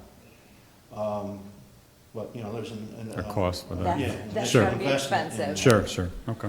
But I was just curious, that thank you. resolves a lot of issues. Yeah. Question, that- so how did you come up with the number $6,000? Well, honestly, we have to flesh it out a little more. That came up with a stipend for a month, I have it right here. I'm not sure, where are we getting the word stipend from, though? Because instead of it being an hourly employee, similarly to how there's stipends for like the trail wardens, stipends for, I believe right now, whoever opens and closes the Carnwath Gate, things like that. So it would be a flat per month fee that we would be charging them as opposed to an hourly rate. So how many Greenway Trail wardens are there in the town of Wappinger? This is a major question. 2. Steve, do you know? I'm Two, I aware believe. of 2, I've met one of them. Okay, so I bring this up every single year for the last 15 years. Mm-hmm. Who are these people? Who do they work for, and how are they getting paid? Who are these people? I mean, it's crazy to me that we have individuals getting paid from the town of Wappinger that nobody knows who these people are. Well, Frederick and I have had this discussion several Yeah. times when I'm asked to sign the voucher that they submit. Right, but you know, I can't this verify that this that does not works. pass any sort of accountability test, in my opinion. Now, they submit a agree. monthly report, Bill, that I do see. Okay. You know, and they list, itemize all the things that they've done in the parks. That's my visibility. Okay, to it. okay. And Well, that's Steve more than signs I- off on the invoice. And so they do come in and talk, you know, to me or Sandra, you know, on a regular basis as well. So we verify the best that we can. So with my that. thought But it was, should be within another area. You know, right, my which- thought was, why not have the Greenway Trail wardens be responsible for opening the gates and closing the gates? I'm not sure, since they are designated, I mean, we can I don't always- even know if they're employees or if they're, I don't even know what They're category. employees, right? As I recall, we're looking at that. Are they employees to the town or to Trail Warden? Yeah, I think that they were.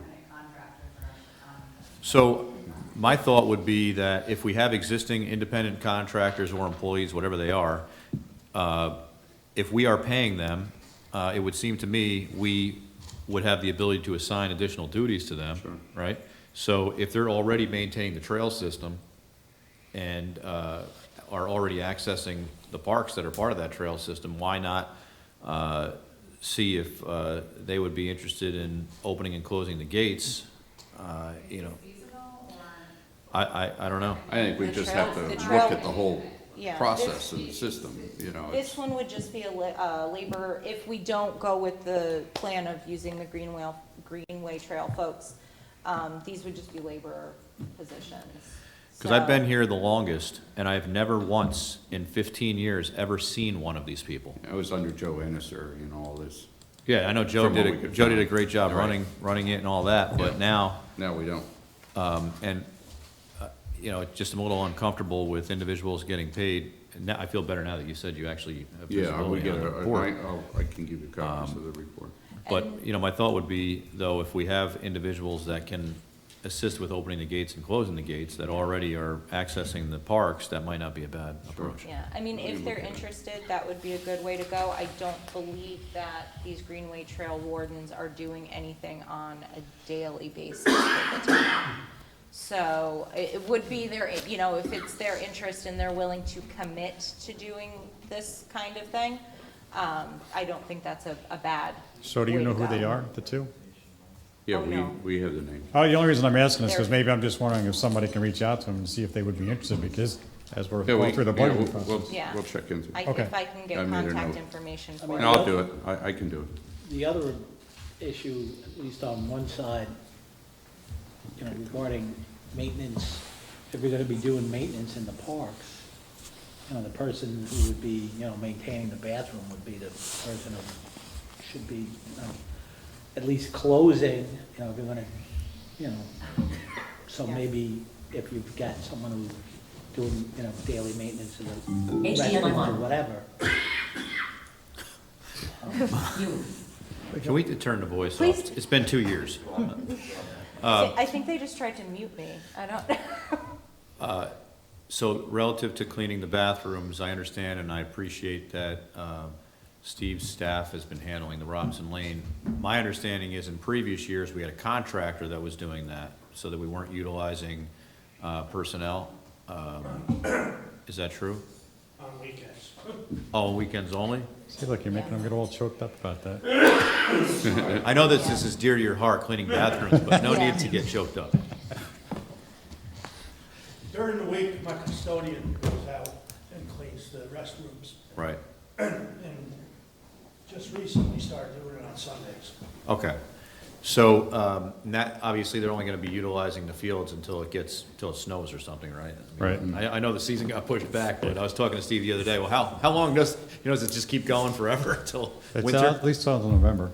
Okay. Yeah, they're rolling out pretty late this year. So looking at 2021, perhaps tying together the cleaning of the bathrooms and closing the gates might be a good strategy, right? That's another thing we can do as well. They haven't, you know, if we're gonna entertain the additional 5 hours, you know, maybe that would help it, you know, be accommodated. So in terms of the funding for the park attendant positions, the number that's in there is an estimate just based off of 2 stipended positions plus mileage to do that. Of course, I did not bring the Post-it where I had broken it all down, that's down in the office.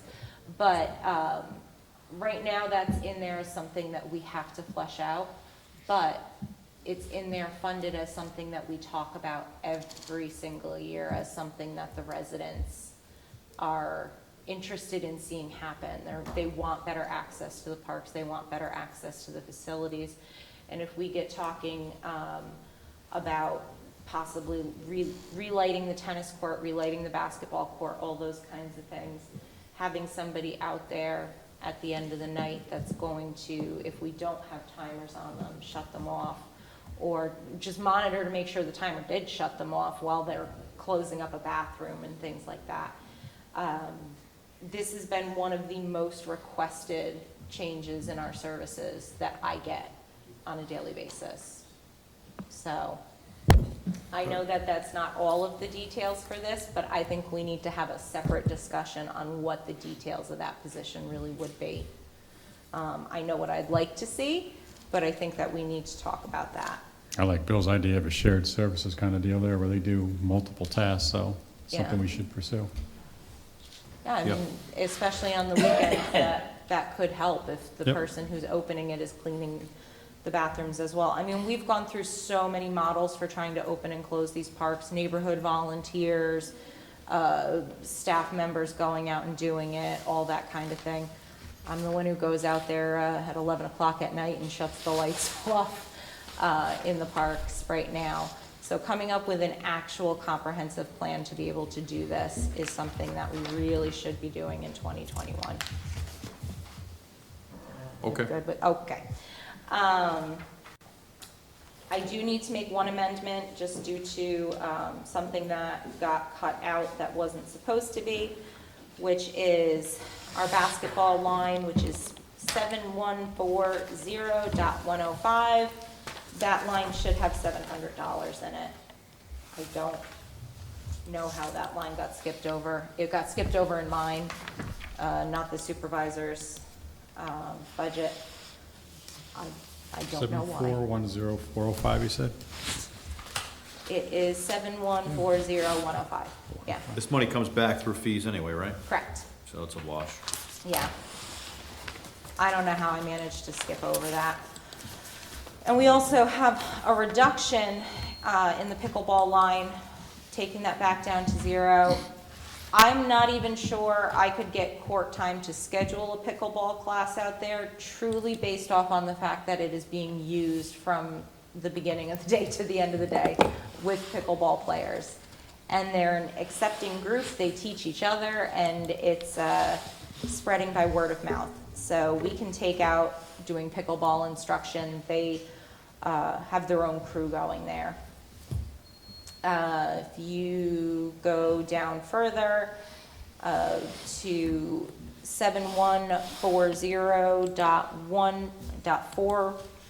7140.1.415, which is our summer movie series, there's an $800 reduction there. We did an expanded movie series this year, and we didn't hit $3,000. So, or we didn't hit the 3,800. So 3,000 will be just fine for that.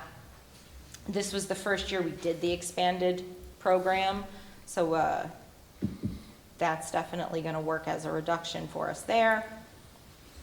All right. Then we can go on down to the senior center. Very few changes there. We are slowly phasing things back. Were you at in the 7620? Yes. Can you go sorry. back to 7145? That's you, right? 7145. No, that's the town board. What's that? That's for the town board. 400?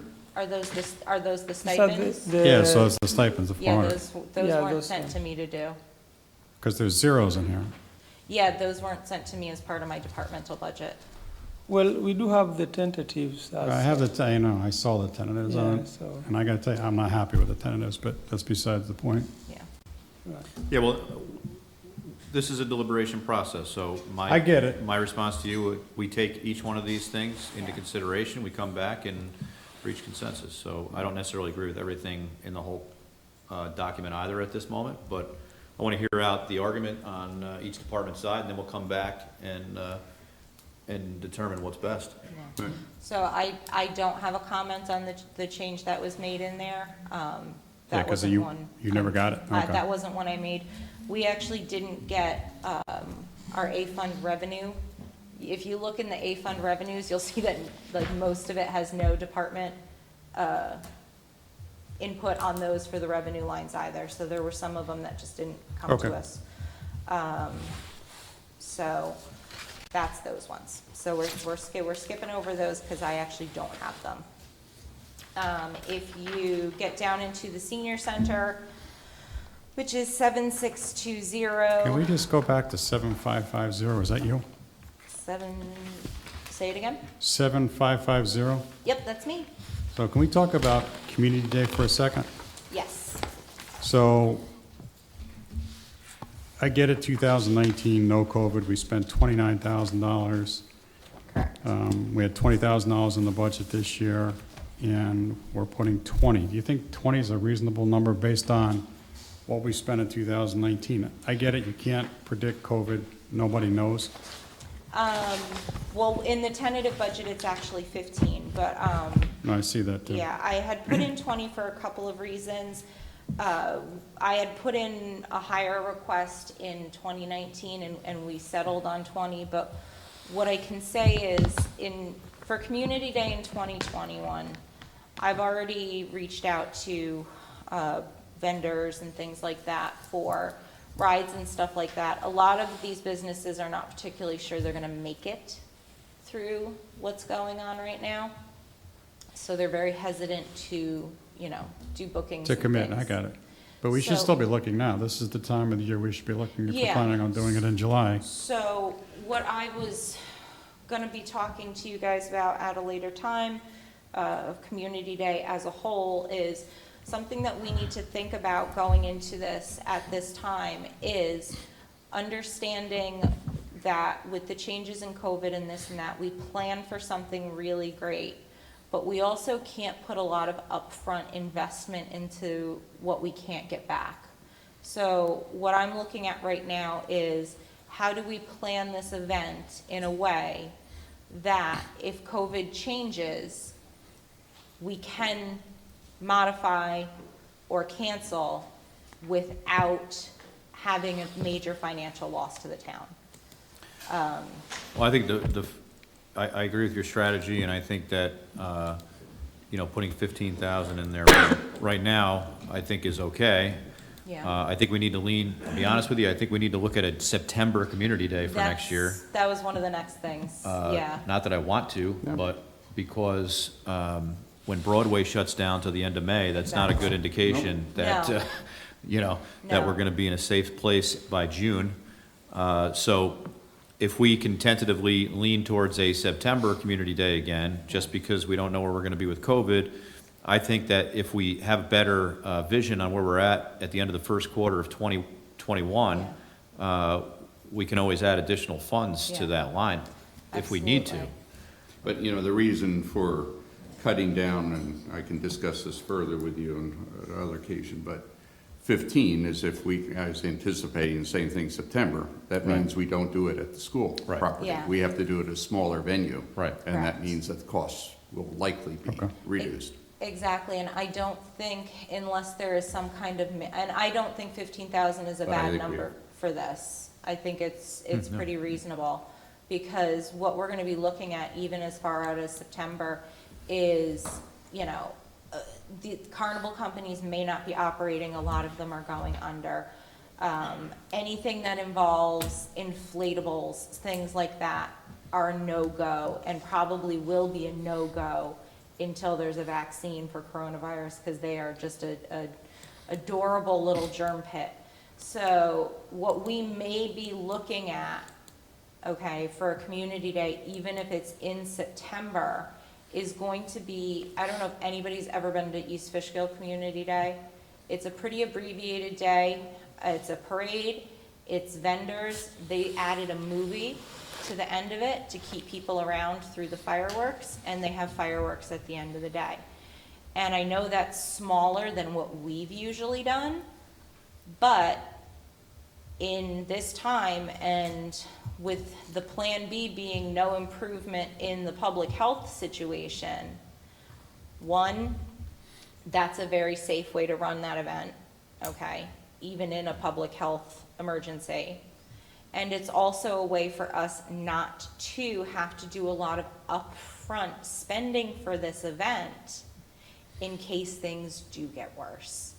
What you don't want to do is make a lot of financial commitment for this and then have to cancel, because we just don't know what's going to happen. So we plan like we're not going to cancel, but we make the responsible decisions to keep us out of a bad situation if we had to.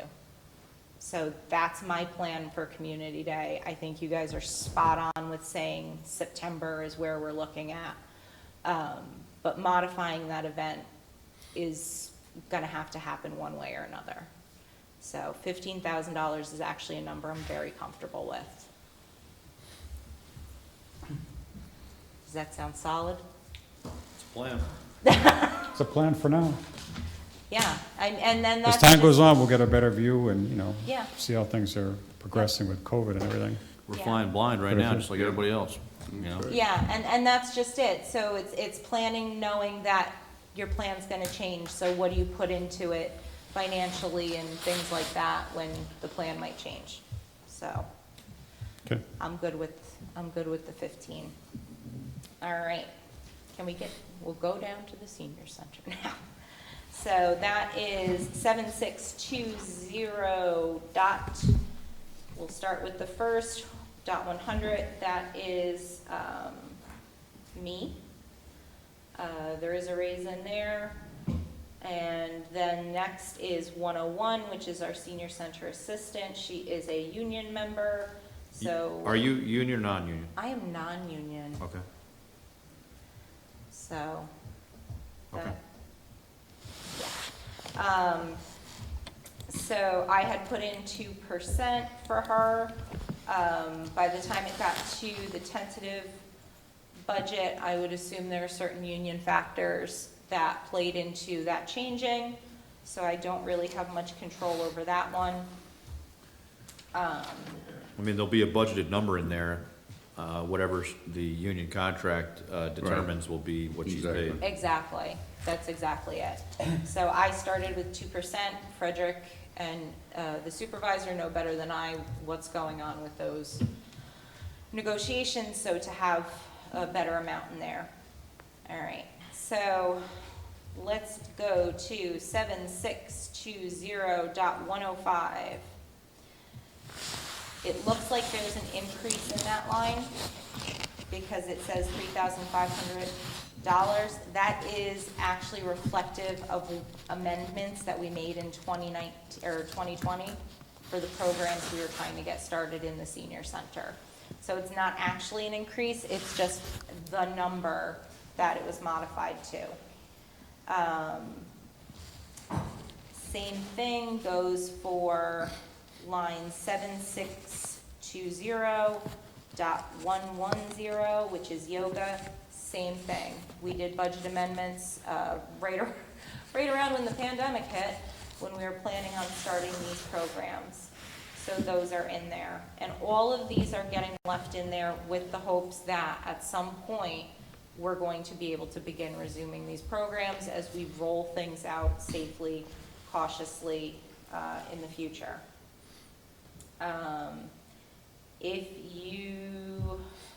There's really not much else in here that's a change. So let's jump to the B fund. All right, there's only, so I'm 7310 in the B fund. There's only one change in there, which is a reduction of $1,000 in line 7310.410. And the reason for that reduction is we paid up front for our 2020 summer camp field trip to the Renegades. You are given, in this situation, two options, which were to get your money back or to carry over a credit to 2021, in which case they gave you further incentives to do that. It's like a $100 gift certificate to their merchandise shop, which we can do to get stuff for the kids to do as rewards for good behavior, things like that. So that got reduced just because we're not gonna have to buy those next year. So in 2022, it'll have to come back, to be honest. So, that is. One more question for you. Sure, go for it, 'cause I. 412B, Four- yeah, it's the cell and landline. Yes, So you're at 1,500 in 2019, 1,100, or sorry, 1,518, 1,119. You got $2,000 in there. You've only spent 805, and you want $2,000 for next year? that's because we did not have to reconnect any of the service for summer camp. So that's why there was really nothing used out of there. We didn't have to reconnect any of those services. So if you go back into the other years, we got pretty close. So there were 4 cell phones that did not have to be connected and used through the summer camp season. The other ones are, the other charges that are in that line are My Town Phone, which gets a lot of mileage on it, and then a tablet that we were phasing into summer camp to do on-site digital attendance and digital records. So we've turned off the cell service for those 4 phones? Okay. Yep. That actually gets shut off every year and then reactivated every summer. None of them got reactivated because we didn't have camp. There's a reactivation fee? That I'm not sure, because that's all under our municipal contract with Verizon. Okay. I don't really get a lot of say in what that Yep. is. That's fine. So do we have any other questions, concerns? Between some austerity, we actually, we had a pretty significant reduction in the overall budget across the A and B fund. Okay, thank you. No, thank you. Thank you. That's the simplest this has gone in 6 years. Thank you. Oh, don't worry, we're not It's done. not done yet. Maybe follow-ups. This is where you make your argument, and then, Yeah. And then I get to argue that. don't call us, we'll call you. Yeah. Thank you. Good, thanks. Thanks. Okay. Moving to the next section, which is our resolutions for the evening. I have several. First is Resolution 2020-154. This is relating to the, park rules and signs. It's a resolution adopting local law number 4 of the year 2020, amending Chapter 171 of the Town of Wappinger Code entitled Parks and Recreation by repealing the existing provisions in their entirety and adding new provisions. So this one will table to make the amendments we discussed to make tonight. the further Put it on for amendments. next. Move table. Second. All in favor? Aye. Aye. Any nays or abstentions? Seeing none, the motion is passed. Next resolution is 2020-159. This is a resolution adopting certificate of base percentages, current base proportions, and certificate of adjust base proportions from the New York State Office of Real Property Services. Move. So this is more of a, Procedural. It's actually it's like voodoo economics. yes, it's, Joe knows how to do this. Yeah, it's basically the numbers. You want to go over it now? or you want- No, it's No. homestead. The state non-homestead. determines the the base state rate. determines, so it's just a formality for us to go ahead and approve? In a different fund. Right, homestead versus non-homestead, the base rate proportions are determined by the state Got of it. New York. And they're at the lower right of those 4 pages that I'll submit to the state. Okay, I have a resolution? I'll Move. move to, I'll second it. All in favor? Aye. Any nays or abstentions? Seeing none, motion passes. Next resolution is Resolution 2020-160, resolution authorizing agreement with County of Dutchess in regards to referral of applications for certain planning and zoning actions to the Dutchess County Department of Planning and Development for review. This is what Jim had reviewed earlier. Move. Second. All in favor? Aye. Any nays or abstentions? Seeing none, the motion passes. The last item of resolution on here is Resolution 2020-161. This is correspondence log. Move. Second. All in favor? Aye. Any nays or abstentions? Seeing none, motion passed. The next would be items for special consideration, new business. I do have one that I just want to mention to you all and to the public. This is regarding Rebuilding Together, Dutchess County.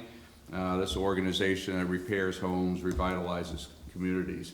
And this organization provides safe and healthy homes within the county for cost-free repairs and services. And I think during the COVID period, this is especially very important for many of our people that can't afford it. They complete around 900 home projects already, and they partner with the Dutchess County Office of Aging. And this is a very worthwhile handyman program. It provides timely, small-scale repairs and safety modifications to one's home.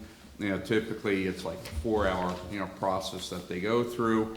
The purpose of this is that it is cost-free repair for people in need. There is a website that is available for you to go to apply. We will post this on our website and also our Facebook site, but I just want to raise it for people that are watching to be aware that this program is out there. It's now just being opened up for new applications, so we will further publicize this. Thank you. And Great reminder, we organization. have our craft fair on Saturday. If it doesn't rain, if it rains, it will be on Sunday. There's also the James's Warriors, car show that we've discussed before the board, and that is scheduled for Sunday, the 18th. We have, as I advised board members before, sent out COVID requirements, protocols, gotten them agree, is also our crafts fair and a couple other private events in the month. I just want to reiterate what I've discussed with the supervisor in the last week. We're very well aware that there's an uptick happening in Dutchess County right now with coronavirus. We have 11 ICU hospitalizations right now in Dutchess County, which is up from like 5 or 6. The county is still right around 1%. The region's at 2% because of issues that are occurring in Orange and Rockland. But as I've said to my own fire department, we need to be sure that we are following the CDC best practices. Here at the town hall, we are, in my opinion, a leader on the practices being followed. But I think we also need to make sure that anyone that is utilizing our property for a weekend event, whether it be in a park or whether it be at the town hall or wherever, that we just remind them that it's ever so important that face coverings are in place, social distancing is encouraged, and any unnecessary congregation of people needs to be limited. Just got to keep our eye on the ball here as we come into these fall months where we anticipated a second wave, which could occur. Yep. Being done and continue to be done. Thank you, Bill. Thank you. Any other comments? Al, Chris? Nope. You have anything? Okay. I'd like to move to have a hopefully short executive session on make a motion to go to HR executive. issues. Second. All in favor? Aye. Nays or abstentions? Seeing none, motion passed to go into executive session. Thank you.